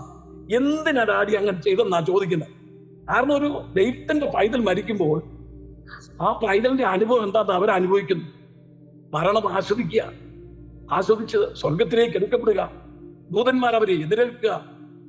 എത്ര മനോഹരമായ എന്നെയേ നീ കേൾപ്പാനായി ദൈവദൂതർ വരുന്നു, വേണ്ടും പോലെ യാത്രയ്ക്കായി. ഞാൻ മറന്നുപോയി. ആ പാട്ട് ഭക്തനായ നാഗൽ സാഹിബ് എഴുതിയ ഒരു പാട്ടാണ്. വേണ്ടും പോലെ കൃപ തരുന്നു. ആ പാട്ട് എഴുതുവാൻ തക്കൊണ്ട കാരണം നാഗൽ സാഹിബിനെ അതേ ഒരു ജയിൽ സമയത്ത് ഒരു കൊലയാളി വധശിക്ഷയ്ക്ക് വിധിപ്പെട്ട് കിടക്കുകയാണ്. അപ്പൊ അദ്ദേഹത്തോട് സുവിശേഷം പറഞ്ഞ് അദ്ദേഹം രക്ഷിക്കപ്പെട്ടു. അദ്ദേഹം തന്നെ ആ കൊലപാതകം നടത്തിയത്. ആ കൊലപാതകത്തിൽ തൂക്കിക്കൊല്ലേണ്ട ഡേറ്റ് വന്നപ്പോൾ അവർ ചോദിച്ചു, എന്തെങ്കിലും നിനക്ക് ഇനി ആവശ്യമുണ്ടോ എന്ന് ചോദിച്ചു. ഒന്നേ ഒക്കത്തുള്ളൂ, വിധി എങ്ങനെയാ ഞാൻ ഇവിടെ പറഞ്ഞാണെന്ന് എനിക്കറിയത്തില്ല, എന്തെങ്കിലും ആവശ്യമുണ്ടോ എന്ന് ചോദിച്ചു. അപ്പൊ പറഞ്ഞു, എനിക്ക് നാഗൽ സാഹിബിനൊന്ന് കാണും. കാരണം മരണത്തിന് പ്രധാനപ്പെട്ട ഡോക്ടർ വന്നിട്ടുണ്ട്, ജഡ്ജി വന്നിട്ടുണ്ട്, ആരാച്ചാർ വന്നിട്ടുണ്ട്. അവസാനമായിട്ട് ചോദ്യം, എന്തെങ്കിലും ആഗ്രഹമുണ്ടോ? എനിക്ക് നാഗൽ സാഹിബിനെ കാണണം. കണ്ണൂരിൽ നിന്ന് പെട്ടെന്ന് വണ്ടി വിട്ട് നാഗൽ സാഹിബിനെ വരുത്തി അദ്ദേഹത്തോട് സംസാരിച്ചു. ഞാനാണ് കൊലപാതകം നടത്തിയത്, എനിക്ക് അത് അങ്ങനെ കണ്ടുമുട്ടിയില്ലായിരുന്നെങ്കിൽ എനിക്ക് മരണത്തിനെ കുറിച്ചൊരു അറിവില്ലായിരുന്നു. എന്നാൽ ഇപ്പൊ ഞാൻ എങ്ങോട്ടാ പോകുന്ന എനിക്കറിയാം, ഞാൻ ഇന്ന് മരിക്കും, ഞാൻ എങ്ങോട്ടാ പോകുന്ന എനിക്കറിയാം, അതുകൊണ്ട് എനിക്ക് അധൈര്യമില്ല എന്ന് പറഞ്ഞ് നാഗൽ സാഹിബ് അദ്ദേഹത്തിന് വേണ്ടി അതേ പ്രാർത്ഥിച്ചു. അദ്ദേഹത്തെ തൂക്കിൽ കൊന്നുകളഞ്ഞു. ആ യാത്രയിൽ പോയിട്ട് ഞാൻ എഴുതിയൊരു പാട്ടാണ്, സമയമാൻ ജപത്തിൽ സ്വർഗയാത്ര ചെയ്യുന്നു എന്നുള്ള മനോഹരമായ പാട്ട്. ആകയാൽ നേരം മാത്രം എന്റെ യാത്ര തീരുവാൻ യേശുവേ നീനക്കു സ്തോത്രം, വേഗം നിന്നെ കാണും ഞാൻ.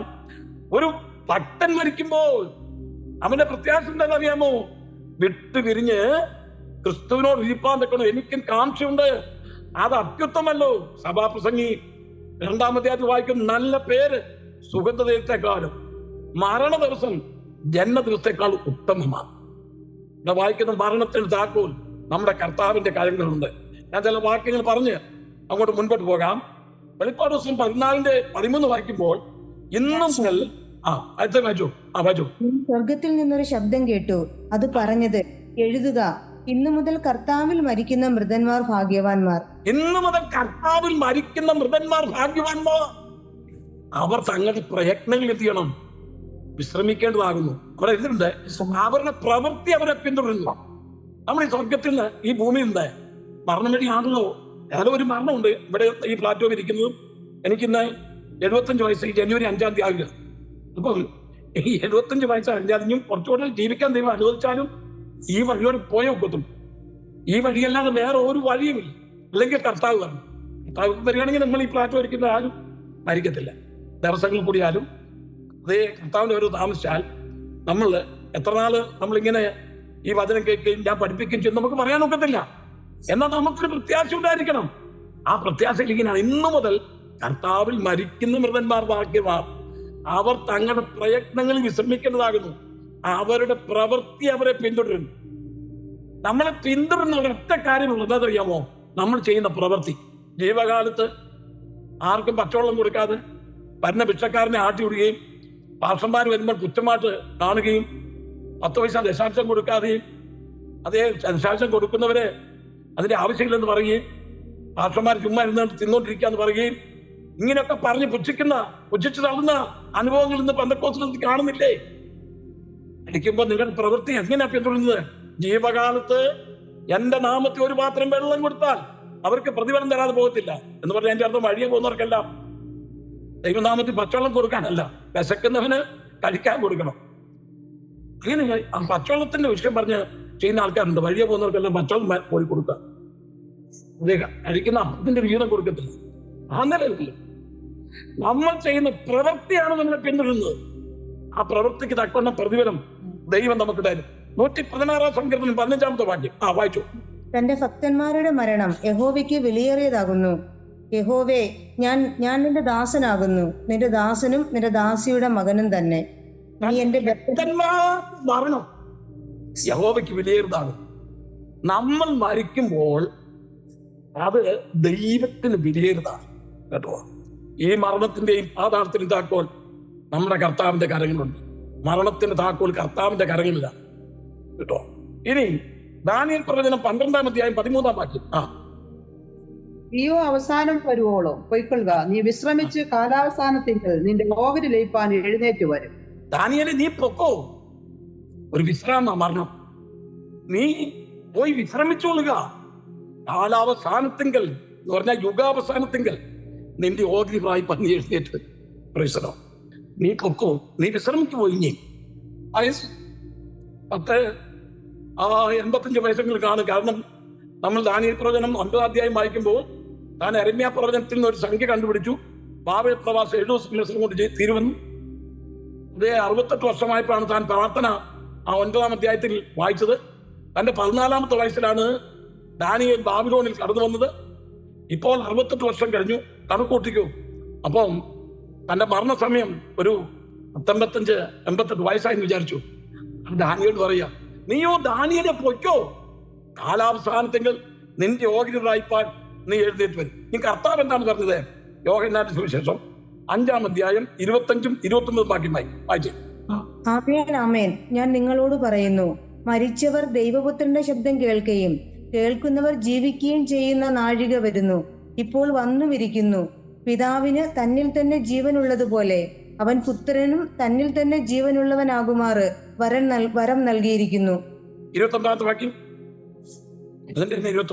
നന്മ ചെയ്തവർ ജീവനായും തിന്മ ചെയ്തവർ ന്യായവിധിക്കായും പുനരുത്ഥാനം ചെയ്യുവാനുള്ള നാഴിക വരുന്നു. നോക്കണമേ, മരിച്ചവർ ദൈവത്തിന്റെ ശബ്ദം കേൾക്കുകയും കേൾക്കുന്നവർ ജീവിക്കുകയും ചെയ്യേണ്ട നാഴികൾ വരുന്നു. മരിച്ചവരെല്ലാവരും ഉയർത്തെഴുന്നേൽക്കും. നന്മ ചെയ്തവർ ജീവനായും തിന്മ ചെയ്തവർ അതേ മരണത്തിനായും നിത്യമരണത്തിനായും ഉയർത്തെഴുന്നേറ്റ് വരും. കർത്താവിന്റെ ശബ്ദം കേൾക്കുമ്പോൾ ക്രിസ്തുവിന് മരിച്ചവർ ആദ്യം ഉയർത്തെഴുന്നേൽക്കും. പിന്നെ ദുഷ്ടന്മാരൊക്കെ ഉയർത്തെഴുന്നേൽക്കുന്നത് 1000 ആണ്ട് വാഴ്ച ഒക്കെ കഴിഞ്ഞിട്ടാണ് അവർ ഉയർത്തെഴുന്നേൽക്കാൻ പോകുന്നത് നിത്യന്യായവിധിക്ക് വേണ്ടി. ആ വിഷയമൊക്കെ നമ്മൾ പഠിക്കാൻ തക്കണം പോകുന്നേ ഉള്ളൂ. അപ്പോൾ കർത്താവിന്റെ ശബ്ദം കേൾക്കുമ്പോൾ നമ്മളെല്ലാവരും ഉയർത്തെഴുന്നേൽക്കും. അതാണ് കർത്താവ് താൻ ഗംഭീരനാഥത്തോടും പ്രധാന തോന്നുന്ന ശബ്ദത്തോടും ദൈവത്തിന്റെ കാഹളത്തോടും കൂടെ സ്വർഗത്തിൽ നിന്ന് ഇറങ്ങി വരും എന്ന് പറഞ്ഞിരിക്കുന്നത്. ക്രിസ്തുവിൻ മരിച്ചവർ മുൻപേ ഉയർത്തെഴുന്നേൽക്കും. ഈ പോകുന്ന സ്വർഗത്തിലേക്ക് പോകുന്ന നമ്മൾ 2 ഗ്രൂപ്പുണ്ട്. 2 ഗ്രൂപ്പ് എന്ന് പറഞ്ഞാൽ ഒന്ന് ക്രിസ്തുവിൻ മരിച്ചവരും ഉയർത്തെഴുന്നേറ്റവരും, ജീവനോട് ശേഷിക്കുന്ന രൂപാന്തരപ്പെട്ടവരും. അവർക്ക് 2 മുദ്രാവാക്യങ്ങളുണ്ട്. അതിനെ പറഞ്ഞു നമുക്ക് നിർത്താം. 1 കൊരിന്ത്യർ 15-ാം അധ്യായം 55 മുതലുള്ള വാക്യങ്ങൾ വായിക്കാം. ഹേ മരണമേ, നിന്റെ ജയം എവിടെ? ഹേ മരണമേ, നിന്റെ വിഷമുള്ള എവിടെ? മരണത്തിന്റെ വിഷമുള്ള പാപം, പാപത്തിന്റെ ശക്തിയോ ന്യായപ്രമാണം. നമ്മുടെ കർത്താവായ യേശുക്രിസ്തു മുഖാന്തരം നമുക്ക് ജയം നൽകുന്ന ദൈവത്തിന് സ്തോത്രം. ആകയാൽ 2 മുദ്രാവാക്യങ്ങൾ. ക്രിസ്തുവിൽ മരിച്ചവർ മുൻപേ ഉയർത്തെഴുന്നേറ്റ് സ്വർഗത്തിലേക്ക് ഇങ്ങനെ പോകുന്ന സമയത്ത് അവരുടെ ശവക്കളറിലേക്ക് അവർ നോക്കും. അതേ നോക്കിട്ട് പറയാ, ഇതാ ഒരു പുഷ്ടമായിട്ട് പറയുന്നത് കേട്ടോ. നമ്മൾ നടന്നു പോകുന്നവരെ വിളിക്കണേ. അത് അവർ കേൾക്കുന്നവർക്ക് അതൊന്നും വലിയ ഇഷ്ടമൊന്നുമല്ല. എന്ന് പറഞ്ഞാൽ ക്രിസ്തുവിന് മരിച്ചിട്ട് മുമ്പേ ഉയർത്തെഴുന്നേറ്റ് സ്വർഗത്തിലേക്ക് പോകുന്നവർ വിളിക്കുക പറയാണ്, ഒരു പുഷ്ടമായിട്ട് നിന്റെ ജയം എവിടെ കേട്ടോ. മരണമേ, നിന്റെ ജയം എവിടെ? അപ്പൊ രൂപാന്തരപ്പെട്ട വിശുദ്ധന്മാര് പറയാണ്, രൂപാന്തരപ്പെട്ട വിശുദ്ധന്മാര്, മരണമേ നിന്റെ വിഷമുള്ളവിടെ. അവരും എന്നാ പറഞ്ഞേ, അവര് വിഷമുള്ള, മരണത്തിന് വിഷമുള്ള അവരെ ഏറ്റിയില്ല. മറ്റൊരു മരിച്ചിട്ട് എഴുന്നേറ്റല്ല, ഉയർത്തെഴുന്നേറ്റോ ജയാളിയാണ്. മരണമേ നിന്റെ ജയം എവിടെ? നിങ്ങൾക്ക് ഞങ്ങളെ കല്ലറയിൽ ഒതുക്കി വെക്കാമെന്ന് വിചാരിച്ചല്ലോ, നിന്റെ ജയം എവിടെ? മരണം തീണ്ടാതിരുന്നൊരു പറയാണേ, മരണമേ നിന്റെ വിഷമുള്ളവിടെ? ഞങ്ങളെ മരണം വഴിയായിട്ട് ആ വിഷമുള്ള ഞങ്ങളെ ഏക്കാതെ മരണത്തിൽ നിന്ന് വിടുവിച്ച് കർത്താവിന്റെ വരവിൽ രൂപാന്തരപ്പെട്ട വിശുദ്ധന്മാർ എടുക്കും പറയാണ്, നിന്റെ വിഷമുള്ളവിടെ. എന്നിട്ട് ഇവർ ഒന്നിച്ച് പറയുന്ന ഒരു മുദ്രാവാക്യമാണ്, നമ്മുടെ കർത്താവായ യേശു ക്രിസ്തു മൂലം നമുക്ക് ജയം തന്ന ദൈവത്തിന് സ്തോത്രം. എത്രയോ പ്രത്യാശയുടെ ഒരു ഭാഗമാണ് നമുക്ക് അവിടെ കാണുവാൻ കൊള്ളാൻ കഴിയുന്നത്. ആ ഭാഗം അവിടെ അവസാനിപ്പിക്കട്ടെ. കർത്താവ് പറയുന്നു, തേജസ്കരിക്കപ്പെട്ട കർത്താവ് യോഹന്നാനോട് പറയുന്നു, ഞാൻ മരിച്ചവനായിരുന്നു, ഇതാ എന്നേക്ക് ജീവിച്ചിരിക്കുന്നു. മരണത്തിന്റെ താക്കോൽ ആരുടെ കയ്യിലാണെന്നറിയാമോ? സാത്താന്റെ കയ്യിലല്ല. മരണത്തിന് താക്കോൽ നമ്മുടെ കർത്താവായി യേശു ക്രിസ്തുവിന്റെ കയ്യിലാണ്. താക്കോലില്ലാതെ കർത്താവ് പുറത്തോട് നടക്കല്ല. ഇതിന്റെ താക്കോൽ നമ്മുടെ കർത്താവിന്റെ കരകളാണ്. കർത്താവാണ് നിശ്ചയിക്കുന്നത് നമ്മുടെ മരണം എപ്പോഴാണെന്ന്. ഒരാൾ മരിക്കുമ്പോൾ ആക്സിഡന്റ് ആണെങ്കിലും ഏത് മരണമാണെങ്കിലും കർത്താവ് അറിയാതെ സംഭവിക്കുന്നില്ല. എന്നാൽ നമുക്ക് നീതിമാന്റെ മരണം ഉറക്കം പോലെ നില്ലേ, ഒരു നല്ല മരണം നമുക്ക് ലഭിക്കാൻ തക്കോണം ദൈവത്തിന്റെ കരങ്ങളിലേക്ക് ഏൽപ്പിച്ച് പ്രാർത്ഥിക്കുക, അല്ലെങ്കിൽ ഉയർത്തെഴുന്നേൽപ്പിൽ നമ്മൾ കാണുവാൻ തക്കോണം പ്രാർത്ഥിക്കുക. ഈ പ്രത്യാശയിൽ ദൈവത്തിന്റെ പൈതലെ നമ്മുടെ ജീവിതത്തിൽ ഒരു അനുഗ്രഹം ഉണ്ടായിരിക്കട്ടെ. ഈ പുത്തൻകാവ് പ്രദേശം, ചെങ്ങന്നൂരിനടുത്താണ് പുത്തൻകാവ്. അവിടെ ഒരു അനേക വർഷങ്ങൾക്ക് മുമ്പത്തെ കാര്യമാണ്. പുത്തൻകാവില് ഒരു സുവിശേഷ വേലക്കാരൻ രാവിലെ ട്രാക്റ്റുമായിട്ട് വെളിയിറങ്ങും. പുത്തൻകാവില് ഇറങ്ങി ഓരോ വീടുകളിലും പോയി സുവിശേഷം അറിയും. പണ്ട് കാലത്ത് നടന്ന സംഭവം കേട്ടോ. ഓരോ വീടുകളിലും കയറി ട്രാക്റ്റ് കൊടുത്ത് സുവിശേഷം അറിയിക്കും. ഒറ്റ ദിവസം പോലും തനിക്ക് വിശ്രമമില്ല. കാരണം കിട്ടുന്ന സമയം കർത്താവിനെ അറിയിക്കാമെന്നോ പഴയ ഭക്തന്മാരൊക്കെ അങ്ങനെയായിരുന്നു. കിട്ടുന്ന സമയം അത് നടന്ന് നമുക്കാണെങ്കിൽ ഫോട്ടോ ഏതെങ്കിലും ഒരു വാഹനം, ഒരു സൈക്കിളെങ്കിലും ഉണ്ട്. ഞാൻ സൈക്കിളിന് വേണ്ടിയൊക്കെ കൊതിച്ചിട്ടുള്ളതാണ് ഒരു കാലത്ത്. നോർത്ത് ഇന്ത്യയിൽ ഒരു സൈക്കിളെങ്കിലും കിട്ടിയ ഓരോക്കെ സൈക്കിൾ കയറി ചവിട്ടി പോകുമ്പോൾ ഇങ്ങനെ നോക്കി. അങ്ങനെയെങ്കിലും എനിക്കൊരു സൈക്കിൾ കിട്ടി. ഫെറലൊന്നും ഇല്ലായിരുന്നു. പിന്നെ അതൊക്കെ നന്നാക്കി ദുർഗാപുരത്തെ പ്രദേശം ആ സൈക്കിൾ ഓടിച്ച അനേക ഭവനങ്ങളിൽ, ദുർഗാപുരം പറഞ്ഞാൽ ബംഗ്ലാദേശാണ്, അനേക ഭവനങ്ങളിൽ പോയി സുവിശേഷം അറിയിച്ച കാലഘട്ടം വളരെ ഉല്ലാസമായിരുന്നു. ഓരോ വീടുകളിലും, ബംഗാളികളുടെ വീട്ടിലും ഒക്കെ ധൈര്യത്തോടെ കയറി ചെല്ലുമായിരുന്നു. അന്ന് എനിക്ക് ചെറുപ്പമായിരുന്നു. 1973 മറ്റോ അന്ന് സംഭവം. ഓരോ വീട്ടിൽ കയറി അവരെ കഥ കൊട്ടി ഇത് കൊടുത്തിട്ട് അവരോട് ഞാൻ സുവിശേഷം പറയുമായിരുന്നു. വിശ്രമമില്ലായിരുന്നു. അപ്പൊ അന്ന് സൈക്കിൾ ഉണ്ടാകുന്ന സമയം, നല്ല നല്ല ആരോഗ്യമായിട്ടിരിക്കുന്ന സമയം, അധികം വയസ്സൊന്നുമില്ല. ആ ചെറുപ്പത്തിന്റെ ആ ചൂടിൽ കർത്താവിനെ എങ്ങനെ അറിയിക്കണം ഒറ്റ ആഗ്രഹം മാത്രം ഉണ്ടായിരുന്നുള്ളൂ. അത് ഇന്നും എനിക്കുണ്ട്. ആ ചൂട്, ആ ഉത്സാഹം. നമ്മുടെ ജീവിതകാലത്ത് കർത്താവിനെ കുറിച്ച് രണ്ട് വാക്ക് പറയാൻ തക്കണം. നമ്മുടെ എല്ലാവരും ഉത്സാഹിക്കണം. ഭാഷമാർ മാത്രമല്ല, എല്ലാ വിശ്വാസികളും ഉത്സാഹിക്കണം. പുത്തൻകാവിന്റെ ഉപദേശി എല്ലാ വീട്ടിലും കയറി ഇങ്ങനെ സുവിശേഷം അറിയിക്കുക. അന്ന് കോളറ പടർന്നു പിടിച്ചിരിക്കുന്ന കാലഘട്ടമായിരുന്നു. കോളറ പടർന്നു പിടിച്ചിരിക്കുന്നതാണ്. കോളറ വരിക, അന്ന് ട്രീറ്റ്മെന്റ് ഒന്നുമില്ല, മരിക്കുക. അനേക കുഞ്ഞുങ്ങൾ, നിങ്ങൾ പിതാക്കന്മാരോട് ചോദിച്ചു നോക്ക്, ആ ചരിത്രം ചോദിച്ചു. അന്ന് കോളറ, ഇന്ന് കൊറോണ പടർന്നു പിടിച്ച അനേകർ മരിച്ച പോലെ അന്നത്തെ കാലഘട്ടത്തിൽ കോളറ പിടിച്ചിരിക്കുന്ന കാലം. ഇദ്ദേഹത്തിന് 9ഉം 11ഉം വയസ്സുള്ള 2 കുഞ്ഞുങ്ങളാവുള്ളൂ. ഇദ്ദേഹം രാവിലെ വീട്ടിൽ നിന്ന് പ്രാർത്ഥിച്ച് ട്രാക്ടറുമായിട്ട് ഇറങ്ങി ഓരോ വീട്ടിലും കയറിപ്പോയി. ഉടനെ കോളറ പിടിച്ച് 2 കുഞ്ഞുങ്ങളൊന്നും മരിച്ചുപോയി. ഒരുമിച്ച് മരിച്ചു 2 കുഞ്ഞുങ്ങൾ. കാരണം കോളറ വന്ന അന്ന് ട്രീറ്റ്മെന്റ് ഇല്ല. പെട്ടെന്ന് മരിച്ചുപോയി. നാട്ടുകാരെല്ലാം കൂടി ദേവദാസൻ വരുമ്പോഴും ആരാണ് ഇത് പറയുന്നത്, എങ്ങനെ പറയും? അപ്പം ഈ ദൈവദാസന്റെ ഭാര്യ പറഞ്ഞു, നിങ്ങൾ ആരും പാസ്റ്റോട് പറയണ്ട, അത് ഞാൻ പറഞ്ഞു വന്നു. അതുകൊണ്ട് നിങ്ങൾ ആരും ആ സമയത്ത് ദൈവദാസൻ വരുന്ന വൈകുന്നേരം വരുമ്പോൾ നിങ്ങൾ അങ്ങ് മാറി നിൽക്കണം. ഞാൻ അദ്ദേഹത്തോട് കാര്യങ്ങൾ അവതരിപ്പിച്ചോളാം. അവരെ സംബന്ധിച്ചു ഈ ഭാര്യയുണ്ടല്ലോ, ഈ പരിജ്ഞാനമുള്ള ഈ ഭാര്യ, തന്റെ കുഞ്ഞുങ്ങളുടെ ഡെഡ് ബോഡി അവൾ തന്നെ, ആ ഭാര്യ തന്നെ കുളിപ്പിച്ച് ഒരുക്കി ഒരു മുറിയിൽ 2 കട്ടിലായിട്ട് ഇങ്ങനെ നടത്തിയിരിക്കുകയാണ്. അതുപോലെ കർത്താവ് അറിയുന്നില്ല. പ്രായമുള്ള ദൈവദാസൻ ട്രാക്ടെല്ലാം കൊടുത്ത് ക്ഷീണിച്ച് കയറി വന്നപ്പോൾ ഭാര്യ നമ്മളെ കിണ്ടി എന്ന് പറയും, കിണ്ടിക്കകത്ത് വെള്ളം കൊണ്ട് കൊടുത്തു. പാദം കഴുകാൻ തക്കണം വെള്ളം കൊടുത്തു. അദ്ദേഹം പാദം കഴുകി തോർത്ത് കൊടുത്തു. അങ്ങനെയായിരുന്നു കൊണ്ട് നമ്മുടെ അപ്പച്ചന്മാരൊക്കെ ചെയ്തുകൊണ്ടിരുന്നത്. വലിയ ബഹുമാനായിരുന്നു ഭർത്താക്കന്മാർക്ക്. ഇപ്പൊ അത്രയും വലിയ ബഹുമാനമൊന്നുമില്ല.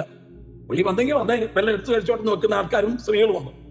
അപ്പം പാദം കഴുകാൻ വെള്ളം കൊണ്ട് കൊടുത്തു, തോർത്ത് കൊടുത്തു, തോർത്തി. വൈകുന്നേരത്തുള്ള ഭക്ഷണവും ക്രമീകരിച്ചു വെച്ചു മേശപ്പുറത്ത്. ഇദ്ദേഹം കഴിക്കാനെ കൊണ്ടിരുന്നപ്പോൾ ചോദിച്ചു, എന്നോട് ഭക്ഷിപ്പാൻ തക്കൊന്നും എന്റെ കുഞ്ഞുങ്ങൾ ഇവിടെ ചോദിച്ചു. അങ്ങനെ ആ ഭാര്യ പറഞ്ഞു, ഇവരിവിടെ അടുത്തുണ്ട്, അങ്ങ് കഴിച്ചാട്ടെ, നമുക്ക് അത് കഴിഞ്ഞ് പിന്നെ കൊടുക്കാം എന്ന് പറഞ്ഞു. ഇദ്ദേഹം ഭക്ഷണവും കഴിച്ചു. കഴിച്ചതിന് ശേഷം ഈ ഭാര്യ ഭർത്താവിനോടൊരു ചോദ്യം ചോദിച്ചു. ഞാനൊരു കാര്യം ചോദിച്ചു, നിനക്ക് ചോദിക്കാൻ പറ്റുമോ? എന്റെ തറകളിലെ എന്റെ കയ്യിൽ ഒരു വ്യക്തി 2 സാധനങ്ങൾ കൊണ്ട് ഏൽപ്പിച്ചു, സൂക്ഷിക്കാൻ ഏൽപ്പിച്ചത്. 11 വർഷം മുമ്പും 9 വർഷം മുമ്പും 2 സാധനങ്ങൾ സൂക്ഷിപ്പാൻ തക്കണം എന്നെ കയ്യിൽ കൊണ്ട് ഏൽപ്പിച്ചു. അങ്ങ് ഇവിടുന്ന് പോയി കഴിഞ്ഞപ്പോൾ അത് ചോദിച്ചപ്പോൾ ഞാനത് കൊടുത്തു. അതിനെന്തെങ്കിലും കുഴപ്പമുണ്ടോ? അയ്യോ, അത് നമ്മളെ ഒരാൾ സൂക്ഷിക്കാൻ ഏൽപ്പിച്ചാണെങ്കിൽ നിശ്ചയമായി ഇത് കൊടുത്തിരിക്കണം, നീ കാണിച്ചത് ശ്രേഷ്ഠമായ കാര്യമെന്ന് പറഞ്ഞു. എന്നാ വരാൻ പറഞ്ഞു. ഈ മരിച്ചു കുഞ്ഞുങ്ങൾ കൊണ്ടിരിക്കുന്ന ആ മുറിയിലേക്ക് ഈ ദൈവദാസനെ കൊണ്ടു നോക്കുമ്പോൾ 2 ഡെഡ് ബോഡി തന്നെ കുഞ്ഞുങ്ങൾ മരിച്ചു കിടക്കുക. ഈ ഭർത്താവുള്ള അവർക്ക് അറിഞ്ഞു പോയില്ല. അദ്ദേഹം അവിടെ മുടങ്ങി. അദ്ദേഹം പ്രാർത്ഥിച്ച പ്രാർത്ഥന എന്നറിയാമോ? കർത്താവേ, എനിക്ക് അനുഗ്രഹിക്കപ്പെട്ടൊരു ഭാര്യയെ തന്നതിനാൽ, പരിജ്ഞാനമുള്ളൊരു ഭാര്യയെ തന്നതിനാൽ ദൈവത്തിന്റെ പൈതലെ മരണത്തെ നേരിടുവാൻ തക്കോണം നമ്മൾ ധൈര്യപ്പെടണം. മരണം എന്റെ ഭാര്യ 2 വർഷം മുമ്പ് മരിച്ചുപോയി. എനിക്ക് വളരെ ദുഃഖം ഉണ്ടായിരുന്നു. കാരണം ആ ദുഃഖം ഉണ്ടല്ലോ, ആ ദുഃഖം ഏറിയ നാളുകളിൽ നിന്നു. കാരണം ഞങ്ങൾ ഒന്നിച്ച് ശക്തമായി ശുശ്രൂഷ, എന്റെ ഭാര്യയായിരുന്നു എന്റെ ശുശ്രൂഷയ്ക്കെല്ലാം താങ്ങുമായി പോകും. എന്നെക്കാളും കൂടുതൽ എന്റെ ഭാര്യയാണ് സഭക്കാർക്കെല്ലാം വലിയ സ്നേഹം. അമ്മാമ എന്ന് പറഞ്ഞാൽ മൊത്തം വിളിക്കുക, വലിയ സൽക്കാരെ പോയി. എന്റെ കൂട്ടാളി പോയി. വളരെ വിഷമായിരുന്നു. അങ്ങനെ നിൽക്കുമ്പോഴാണ് ഇങ്ങനെയുള്ള സ്റ്റേജ്, കൊറോണ വന്നു.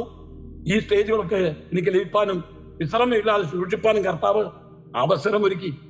മരണത്തെ നമ്മൾ നേരിടുന്നത് പ്രത്യാശയോടെ ആയിരിക്കണം. നമുക്കൊരു പ്രത്യാശ ഉണ്ടായിരിക്കണം. എന്റെ ഭക്തന്മാരുടെ മരണം യഹോവയ്ക്ക് വിലയേറുന്നതാണ്. ആ ദൈവദാസൻ കുഞ്ഞുങ്ങളെ ഓർത്ത് പ്രാർത്ഥിച്ച അവരുടെ ഭാര്യയുടെ ഭർത്താവിന്റെ പ്രവർത്തനമുണ്ട്. അനേകര് കർത്താവിലേക്ക് കടന്നു വരുവാൻ തക്കടിയായി തീർന്നു. നമ്മുടെ ജീവിതാവസാനം എപ്പോഴാന്ന് നമുക്കറിയത്തില്ല. എല്ലാവരും ഒരുങ്ങിയിരിക്കണം. ഏത് സമയം വിളിച്ചാലും പോകാൻ തക്കൊണ്ട് നമ്മൾ റെഡി ആയിരിക്കണം.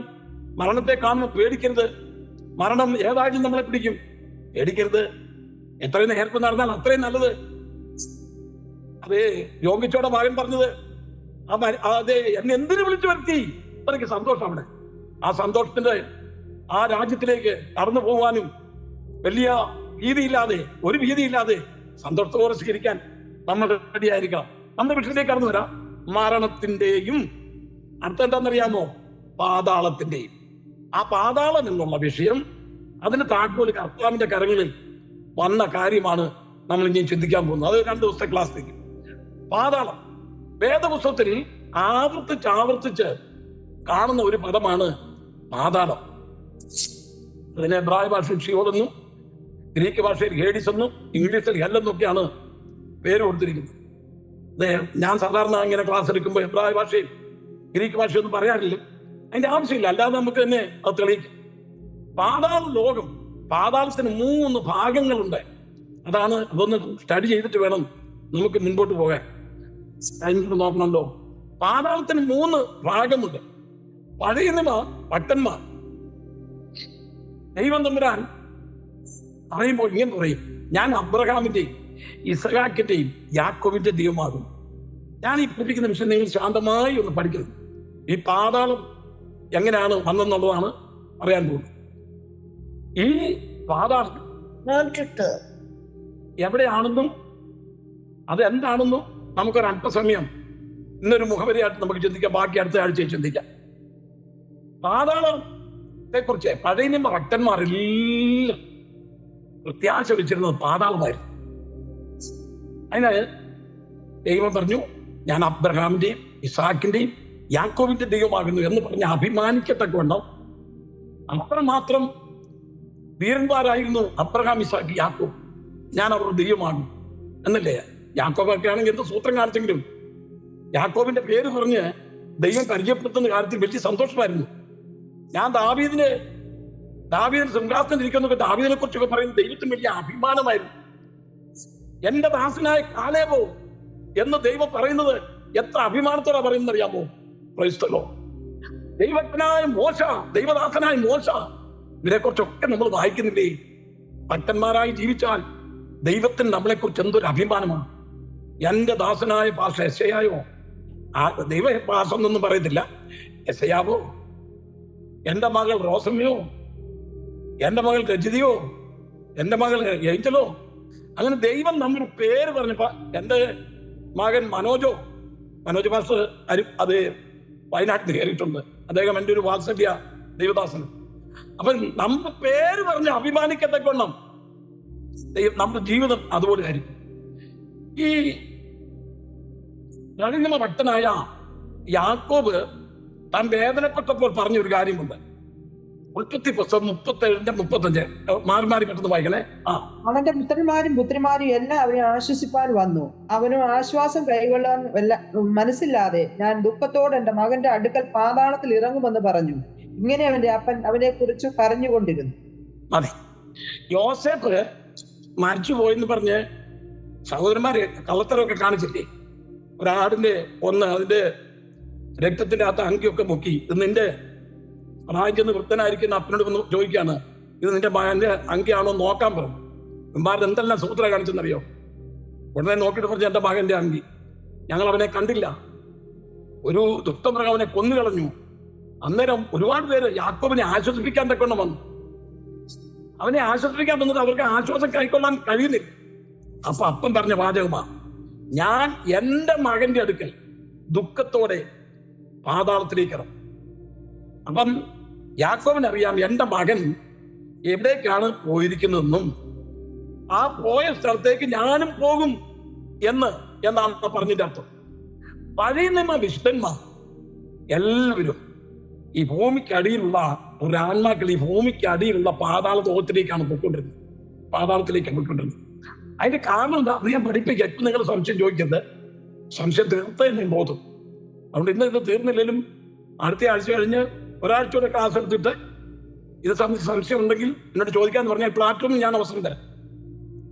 കാരണം ഈ വിഷയം നമ്മൾ നന്നായി പഠിച്ചു പോകാം. ആ പാതാളത്തിന് താക്കോൽ എന്റെ കൈവശം എങ്ങനെ വന്നു ചേർന്നു അതാണ് പഠിക്കേണ്ടത്. മരണത്തിന്റെയും പാതാളത്തിന്റെയും താക്കോൽ എന്റെ കൈവശമുണ്ട്. അതാണ് യേശു ക്രിസ്തുവിന്റെ ഒരു ദിവ്യ വിശേഷത. പഴയ നിയമ ഭക്തന്മാരെല്ലാം പ്രത്യാശ വെച്ചിരുന്നത് ഭൂമിക്ക് അടിയിലുള്ള ഒരു പാതാള ലോകമാണ്.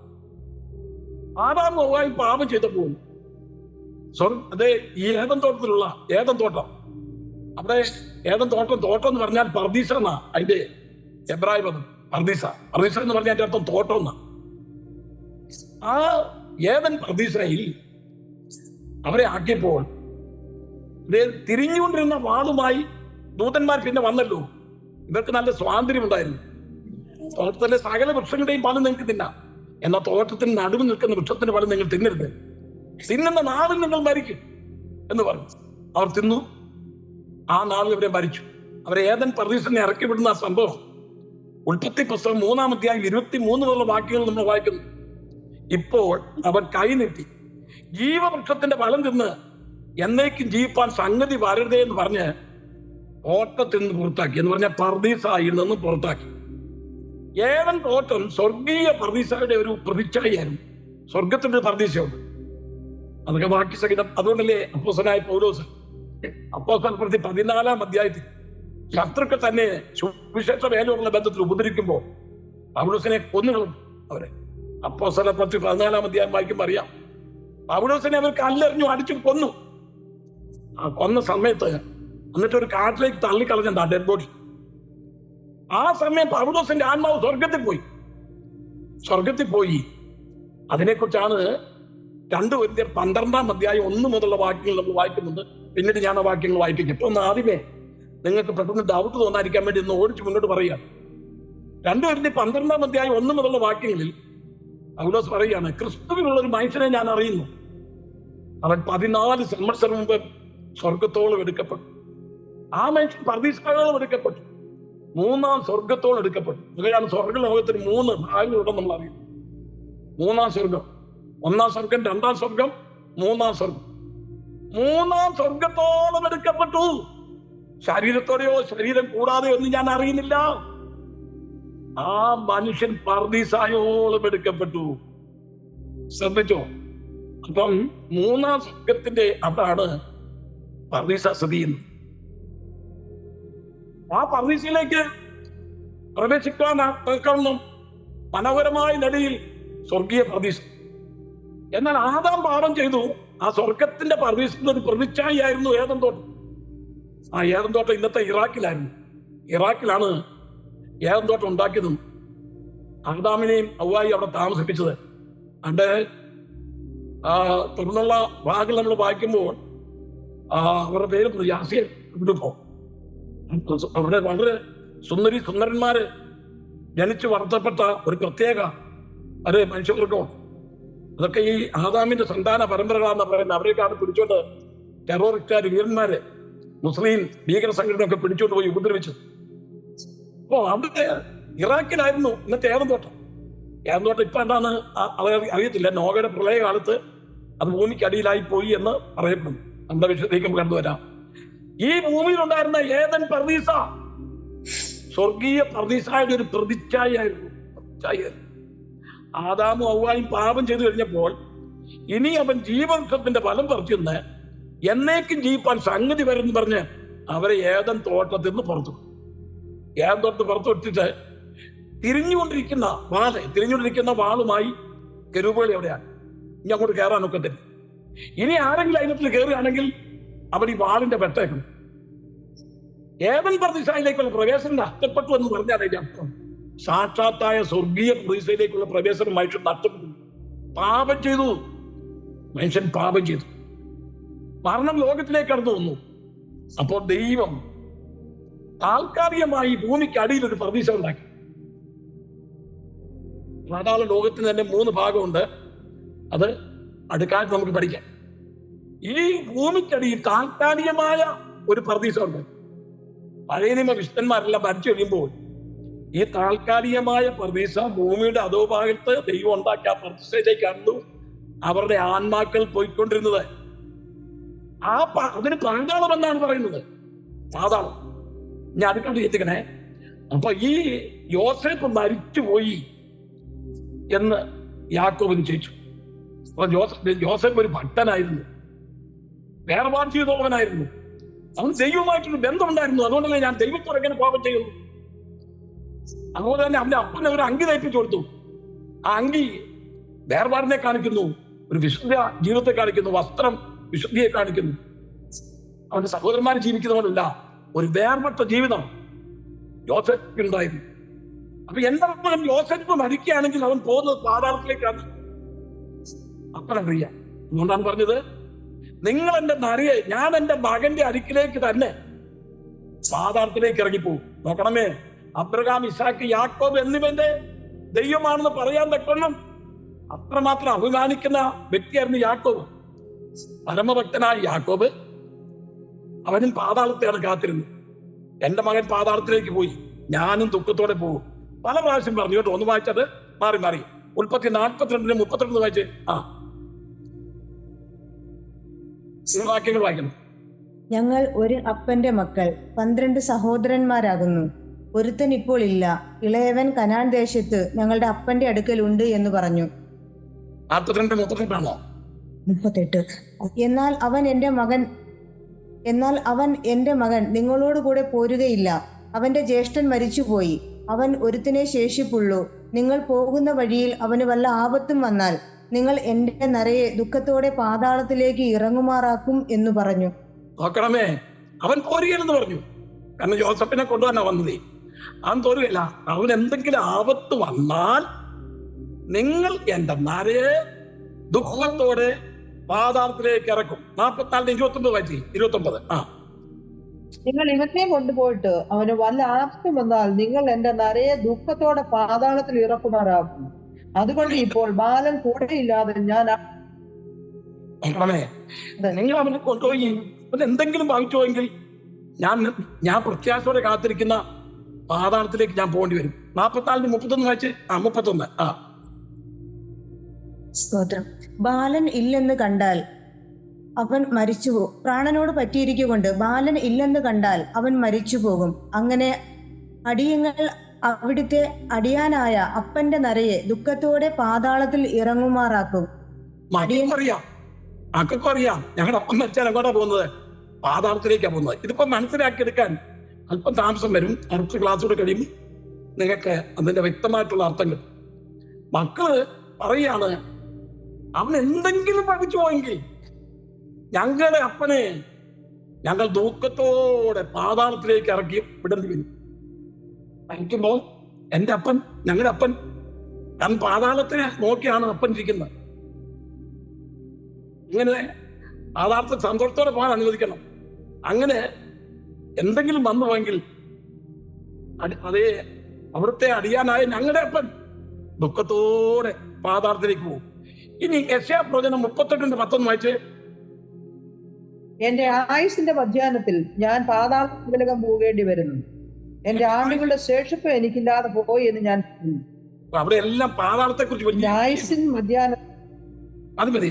139 സംഘത്തിന് 8ാമത്തെ വാക്യം വെച്ച് പെട്ടെന്ന് വായിക്കുന്നു. ഞാനോർത്ത് നിങ്ങൾ നല്ല ചുമയാണ്.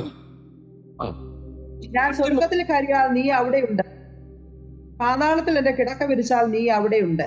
പാതാളത്തിൽ എന്റെ കിടക്ക വിരിച്ചാൽ നീ അവിടെ ഉണ്ട്. പാതാളം വലിയൊരു വിഷയമാണ്. നീ പരമഭക്തനായ യോബ് പറയുന്നത് എന്താന്ന് നോക്കാം. ഇയ്യോബിന്റെ പുസ്തകം 17:13. ഇയ്യോബ് 17:13. ഞാനോ പാതാളത്തെ എന്റെ വീടായി പ്രതീക്ഷിക്കുന്നു, ഇരുട്ടിൽ ഞാൻ എന്റെ കിടക്ക വിരിച്ചിരിക്കുന്നു. നോക്കണേ, ഇയ്യോബ് തന്റെ കഷ്ടതയുടെ പാരഗമ്യത്തിൽ കൂടി കടന്നു പോകുമ്പോൾ പറയാണ്, ഞാൻ പാതാളത്തെ എന്റെ വീടായി പ്രതീക്ഷിക്കും. പാതാളം എന്റെ വീടാ. ഇനി 17:15 16 വായിക്കും പറ്റി. ഇയ്യോബിന്റെ പുസ്തകം 17:15 16. ഇയ്യോബിന്റെ കേട്ടോ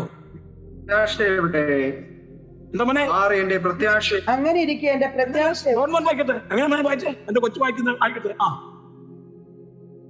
അങ്ങനെ ഇരിക്കെ എന്റെ പ്രത്യാശ എവിടെ? മോനെ, എന്റെ പ്രത്യാശ എവിടെ? അടുത്തത് ആരെന്റെ പ്രത്യാശയെ കാണും? ആരെന്റെ പ്രത്യാശയെ കാണും? അടുത്തത് അത് പാതാളത്തിന്റെ ഓടാമ്പലുകളോളം ഇറങ്ങിപ്പോകുന്നു. പൊടിയിൽ ഒരുപോലെ വിശ്രമം ഉണ്ടാകും. നോക്കണമേ, യോബിന്റെ പ്രത്യാശ ആ കഷ്ടനടുവിൽ പറയുന്ന ഒരു വാചകമാണ്, പാതാളത്തിന്റെ ഓടാമ്പലുകളോളം ഇറങ്ങിച്ചേക്കും. ഇനി 1 ശമൂവേൽ 2:6 എന്റെ ഡോൺ മോൻ വായിച്ചു. എത്ര നന്നായിട്ട് വായിച്ചു. 1 ശമൂവേൽ 2:6. യഹോവ കൊല്ലുകയും ജീവിപ്പിക്കുകയും ചെയ്യുന്നു, പാതാളത്തിൽ ഇറക്കുകയും ഉത്തരിക്കുകയും ചെയ്യുന്നു. പാതാളത്തിൽ ഇറക്കുകയും ഉത്തരിക്കുകയും ചെയ്യുന്നു. പാതാള ലോകം അതൊരു വലിയ വിഷയമാണ്. പാതാള ലോകം. പഴയ നിയമ ഭക്തന്മാർ മരിച്ചു കഴിയുമ്പോൾ അവരുടെ വീടായി പ്രതീക്ഷിച്ചിരുന്നത് പാതാളമാണ്. അവിടെ ഒരു പർദീസ ഉണ്ടായിരുന്നു. അതിപ്പോൾ എനിക്ക് പൂർണ്ണമായിട്ട് വിശദീകരിച്ച് മനസ്സിലാക്കാൻ തക്ക ഒക്കത്തില്ല. നമ്മുടെ കർത്താവായ യേശുക്രിസ്തു എന്താ പറഞ്ഞത്? കള്ളനോട്, നീ ഇന്ന് എന്നോട് പർദീസയായിരുന്നു. യേശു മരിച്ചിട്ട് സ്വർഗത്തിലേക്കാണ് പോയത്. ഈ പാതാള ലോകത്തിലേക്ക് ഇറങ്ങിപ്പോയി. കാരണം താക്കോല് യേശുവിന്റെ അല്ല. പാതാള ലോകത്തിൽ മരിച്ച് കഴിഞ്ഞു വരുന്ന യേശുവിന്റെ ആത്മാവ് പാതാള ലോകത്തിലേക്ക് പോയി. കള്ളൻ മരിച്ചു കുറച്ച് കഴിഞ്ഞപ്പോ അവന്റെ ആത്മാവ് പാതാളത്തിൽ വന്നു. അതാണ് പറഞ്ഞത്, നീ ഇന്ന് എന്നോടുള്ള പ്രതീക്ഷ കിട്ടിക്കും. അതെങ്ങനെയാണ് നിങ്ങൾക്ക് ഉൾക്കൊള്ളാൻ അല്പം വിഷമാണ്. വെളിപ്പാട് പുസ്തകത്തിന്റെ ഓരോ വാക്കുകളും പഠിച്ച് മുൻപോട്ട് പോയെങ്കിലേ, അത് ക്ഷമയോടെ ഇരുന്നെങ്കിലേ നമുക്ക് മനസ്സിലാക്കാൻ പറ്റുള്ളൂ. ഇത്രയും നിങ്ങൾ ഓർക്കുക, ഇത്രയും കാര്യങ്ങൾ ഇന്ന് അനുസരിക്കുക. കാരണം ഇനി 10 മിനിറ്റ് കൊണ്ട് നമുക്ക് നിർത്തണം. അത്രയും സമയം പോകുന്നത് നല്ലതല്ല. എനിക്ക് പഴയ നിയമ വിശുദ്ധന്മാർ അവർക്ക് താൽക്കാലികമായി ദൈവം ഈ പാതാള ലോകത്തിൽ ഒരു പർദീസ ഒരുക്കിയിട്ടുണ്ടായിരുന്നു. മുപ്പന്മാരുടെ ആത്മാക്കൾ പാതാള ലോകത്തിലേക്ക് പോകുന്നത്. അതിന് ഒരു വാക്യം വായിക്കാം. അതായത് 9-ാം സങ്കീർത്തനം 17-ാമത്തെ വാക്യം. ദുഷ്ടന്മാരും ദൈവത്തെ മറക്കുന്ന സകല ജാതികളും പാതാളത്തിലേക്ക് തിരിയും. ദുഷ്ടന്മാരും ദൈവത്തെ മറക്കുന്നവരെല്ലാവരും പാതാളത്തിലേക്ക് തിരിയും. എന്നാൽ പാതാള ലോകത്തിൽ നീതിമാന്മാരുടെ ആത്മാക്കളും ദുഷ്ടന്മാരുടെ ആത്മാക്കളുടെയും പാർപ്പൻ രണ്ടും രണ്ട് സ്ഥലത്ത്. ജസ്റ്റ് ഒരു ഹിന്ദി ഞാൻ നിങ്ങൾക്ക് തരാം. ധനവാൻ മരിച്ചില്ലേ? അടുത്ത ആഴ്ച നമുക്ക് ചിന്തിക്കാം. ധനവാൻ മരിച്ചു, അവന്റെ ആത്മാവ് അബ്രഹാമിന്റെ പടിയിലേക്ക്, അല്ലേ, നേരത്തെ പാതാളത്തിലേക്ക്. സ്വർഗത്തിന് ഒന്നാം സ്വർഗം, രണ്ടാം സ്വർഗം, മൂന്നാം സ്വർഗം എന്ന് പറയുന്ന പോലെ ഈ ഭൂമിക്കടിയിലുള്ള പാതാള ലോകത്തിനും ഒന്നാം പാതാളം, രണ്ടാം പാതാളം, മൂന്നാം പാതാളം എന്ന് പറഞ്ഞ 3 തട്ടുണ്ട്. പാതാളം എന്ന് പറയുമ്പോൾ നിങ്ങൾ പേടിക്കരുത്. അപ്പോൾ ഈ ധനവാൻ മരിച്ചത് എങ്ങോട്ടാ പോയെന്നറിയാമോ? യാതനാ സ്ഥലത്തേക്കാണ് പോയത്. ലാസർ മരിച്ചപ്പോഴോ അബ്രഹാമിന്റെ മടി മേലത്തെ ഒന്നാം പാതാളത്തിലേക്കാണ് പോയത്. ധനവാനെ കുറിച്ച് അവിടെ വായിക്കുന്നില്ലേ? അവൻ മേലോട്ട് നോക്കി, വായിക്കുന്നില്ലേ? പാതാള ലോകത്തിൽ മേലോട്ട് നോക്കി അബ്രഹാമിനെയും അവന്റെ മടിയിരിക്കുന്ന ലാസറിനെയും കണ്ടു. ഒരു ഹിന്റ് തരിക. ഇപ്പൊ പുള്ളിക്ക് ഈ ധനവാന് ഈ പള്ളിയിലൊക്കെ പോകുന്ന വ്യക്തിയായിരുന്നു. പള്ളിയിലെ അബ്രഹാമിനെ കുറിച്ച് ഏത് പള്ളിയിലെ പ്രസംഗിക്കാത്തത്? മിക്ക പള്ളി ചെല്ലുമ്പോഴും അബ്രഹാമിനെ കുറിച്ച്, അബ്രഹാം എന്ന വ്യക്തിയില്ലായിരുന്ന നമ്മുടെ പ്രസംഗം അതേ പകുതിയൊക്കെ പോയിന്. ദാവീദ്, ഇതൊക്കെ നമ്മുടെ കൂടുതൽ വിഷയങ്ങളാണ്. അപ്പം ഈ പള്ളി ചെന്നപ്പോൾ പല പ്രാവശ്യം അബ്രഹാമിന്റെ പ്രസംഗം കേട്ടൊരു വ്യക്തിയായി ധനവാൻ. അവൻ ധൂമ്ര വസ്ത്രവും ധരിച്ച ആഡംബരത്തോടെ ജീവിച്ചവനാ. ലാസറു അവന്റെ വീടിന്റെ വാതിക്കൽ വ്രണം പിടിച്ച് അതേ നായ്ക്കൾ വന്ന് അവന്റെ വ്രണത്തെ നക്കി ആ ധനവാന്റെ വീടിന്റെ വാതിക്കൽ എനിക്ക് ആ ധനവാനെ കുറിച്ചൊരു സന്തോഷം. നമ്മുടെ വീടിന്റെ വാതിക്ക് ഇങ്ങനെ ഈ വ്രണവും പിടിച്ച് ഒരുത്തം വന്ന് കിടക്കുകയാണെങ്കിൽ നമ്മൾ അവിടെ കിടത്തു പോകും. വീടിന്റെ തൊട്ട് വാതിക്ക് മിറ്റത്ത് അതൊന്ന് കിടക്കുക. നമ്മൾ അറിഞ്ഞെങ്കിൽ അന്നേരം അവനെ ആട്ടി ഓടിച്ച് അവിടെ വിട്ടാൻ. എന്നാൽ ഈ ധനവാനെ ഒരു നല്ല മനുഷ്യനാണ്. കാരണം അവിടെ കിടക്കാൻ സംബന്ധിച്ചിട്ടുണ്ട്. കാരണം നായ്ക്കളും വന്നുകൊണ്ടിരിക്കും, ഇന്ന് വ്രണം നോക്കിക്കൊണ്ടിരിക്കും. എന്നാൽ അവൻ മരിച്ചപ്പോൾ അവന്റെ ആത്മാവിനെ ദൂതന്മാർ കൊണ്ടുപോയി. ദൈവത്തിന്റെ മക്കൾ മരിക്കുമ്പോൾ ദൂതന്മാർ വേണം നമ്മുടെ ആത്മാവിനെ കൊണ്ടുപോകാൻ. ലാസർ മരിച്ചപ്പോൾ അവന്റെ ആത്മാവിനെ ദൂതന്മാർ അബ്രഹാമിന്റെ പടിയിലേക്ക് കൊണ്ടുപോയി. ധനവാൻ മരിച്ചപ്പോൾ എങ്ങോട്ടാ പോയെന്നറിയാമോ? യാതനാ സ്ഥലത്തേക്ക്. യാതനാ സ്ഥലം, അവിടെ വെള്ളം പോലും കിട്ടുന്നില്ല കേട്ടോ. നരകത്തിൽ ജീവിതത്തിലേക്ക് അർത്ഥമാണ്. ഇത് ഞാൻ ആ നരകത്തെ കുറിച്ച് പറഞ്ഞ് മനസ്സിലാക്കാം. അങ്ങോട്ട് പോകാൻ ആരും നോക്കരുത്. അവർക്ക് എപ്പോഴും ദാഹം മാറത്തില്ല. പിന്നെ എപ്പോഴും പൊള്ളലാണ്, തീയുടെ പൊള്ളല. അതെ, ഞങ്ങളുടെ അടുത്തൊരു മാമ്പളത്തി കുട്ടനുണ്ടായിരുന്നു എന്റെ നാട്ടിലെ. മാമ്പളത്തി കുട്ടൻ എന്ന് പറയും. ഒരു വലിയ റൗഡിയാണ്. അദ്ദേഹം ഭയങ്കര നല്ല കുടുംബത്തിൽ ജനിച്ചു വളർന്നിട്ടാണ്. അപ്പനും അമ്മയ്ക്ക് ഒറ്റ അതിനോട്ട് പുള്ളി കുടിയിലായി. ഞാന് ഓർത്തഡോക്സ് നിൽക്കുമ്പോൾ പാറക്കലച്ചൻ ഞങ്ങളുടെ കുടുംബത്തിൽപ്പെട്ടതാണ്. അപ്പൊ ഞങ്ങള് എല്ലാവരും പാറക്കച്ചൻ പരസ്യം നടത്തിയാണ്. സമുദായത്തിൽ നിൽക്കുമ്പോൾ ഞാനും പോകായിരുന്നു പരസ്യത്തിൽ. എന്നെനിക്ക് ഞാൻ കൊച്ചു പ്രായം അവിടെ പ്രസംഗിച്ചപ്പം ഈ പുള്ളിയുടെ വിഷയം ആരും കള്ള് കുടിക്കരുന്നുള്ള. മദ്യപാനി, നിങ്ങൾ മദ്യം കുടിക്കരുത്. അതാ മദ്യവർജന ഒരു പ്രവർത്തകനായിരുന്നു അദ്ദേഹം. അപ്പം അവിടെ മീനെടുത്ത് വലിയൊരു കവലയ്ക്ക് നിന്നുകൊണ്ട് ഞങ്ങളിങ്ങനെ പരസ്യം നടത്തിയപ്പോ ഈ മാമ്പളത്തി കുട്ടി അവിടെ വന്നേ. പറഞ്ഞു, അച്ഛാ പ്രസംഗം നിർത്താൻ പറഞ്ഞു. പുള്ളി വരുമ്പോൾ പേടിയാ. അച്ഛൻ നിർത്തി പ്രസംഗം. സ്വർഗത്തിലെ പൊറ്റ അരിക്കുന്നതിനേക്കാൾ നല്ല നരകത്തിലെ സൂത്രണ്ടായിരിക്കുന്ന ആളെന്ന് കേട്ടോ. ഞാന് നന്നായിട്ട് ചോദിച്ചാൽ നിങ്ങൾക്ക് ചെല്ലുമ്പോൾ സ്വർഗത്തിൽ വെറും പൊറ്റകളായി എന്ന് പറഞ്ഞാല് സാധാരണ പോലെ ജീവിക്കും. ഞാൻ ഇവിടുന്ന് കള്ളും കുടിച്ചൊക്കെ എനിക്ക് നരച്ചിരുന്നു. അതുകൊണ്ടാണ് ഞാൻ ഇങ്ങനെ ജീവിക്കുന്നൊക്കെ പറഞ്ഞു. ഞാൻ പറഞ്ഞ താല്പര്യമേ, നരകത്തിലെ ജീവിതം എന്ന് പറഞ്ഞാൽ വലിയ കഷ്ടതയാണ്. പുള്ളിക്ക് സൂപ്രണ്ടാകുന്ന പറഞ്ഞാൽ അപ്പച്ചൻ സൂപ്രണ്ടൊന്നുമില്ല കേട്ടോ. അതെപ്പോഴും ദാഹം. ധനവാൻ അവിടെ ചെന്ന് ദാഹിച്ചു. അവിടെ കിടന്നോണ്ട് മേലോട്ട് നോക്കി. ഓക്കെ, ആരെ കിടന്നറിയാമോ? എന്റെ വീടിന്റെ വാതിക്കെ കിടന്ന ലാസർ അബ്രഹാമിന്റെ മടിയിൽ ഇരുന്ന് ആശ്വസിക്കുന്നു. ഈ ഭൂമിക്കടിയിൽ ദൈവം താൽക്കാലികമായി ഒരുക്കിയ പർദീസയ്ക്ക് യഹൂദന്മാർ അബ്രഹാമിന്റെ മടിയിൽ വിളിക്കുമായിരുന്നു. അബ്രഹാം മടിയിലായിരുന്നു പേര്. അതാണ് എന്നാൽ അതിന്റെ പേര് പ്രതീക്ഷ എന്നാ. ആ പ്രതീക്ഷയിൽ ഇരിക്കുന്ന കള്ളനോട് യേശു പറഞ്ഞു, ഇന്ന് നീ എന്നുള്ള പ്രതീക്ഷയിൽ. അപ്പം ഈ ധനവാൻ പറഞ്ഞ വാചകം അറിയാമോ? അബ്രഹാം പിതാവേ, ഒരു വിളിയാ. പുള്ളി പല പ്രാവശ്യം പ്രസംഗം കേട്ടിട്ടുള്ള പള്ളിയിൽ. ഞാൻ ഇവിടെ കിടന്ന് ദാഹിക്കുന്നു. അബ്രഹാം പിതാവേ കണ്ടു. ഈ മരിച്ചു കഴിയുമ്പോൾ നമുക്ക് അങ്ങോട്ടും ഇങ്ങോട്ടും കണ്ടാൽ മനസ്സിലാവും. മരണം കഴിയുമ്പോൾ ആൺമാക്കൾക്ക് തമ്മിൽ മനസ്സിലാവും. ഇത് ആൺമാക്കളാ. അബ്രഹാം പിതാവേ ലാസറിനെ ഇങ്ങോട്ട് നയിക്കണമേ, ഞാൻ ഇവിടെ കിടന്ന് ദാഹം കൊണ്ട് വലയുന്നു. എനിക്കൊരു തുള്ളി വെള്ളം ലാസറിന്റെ കൈ കൊണ്ട് തൊട്ട് തരണേ എന്ന് പറഞ്ഞു. പിന്നെ അബ്രഹാം പറഞ്ഞ കാര്യം എന്നറിയോ? മകനെ. ഈ വിളി കേൾക്കുമ്പോൾ ഒരു ആശ്വാസം തോന്നും.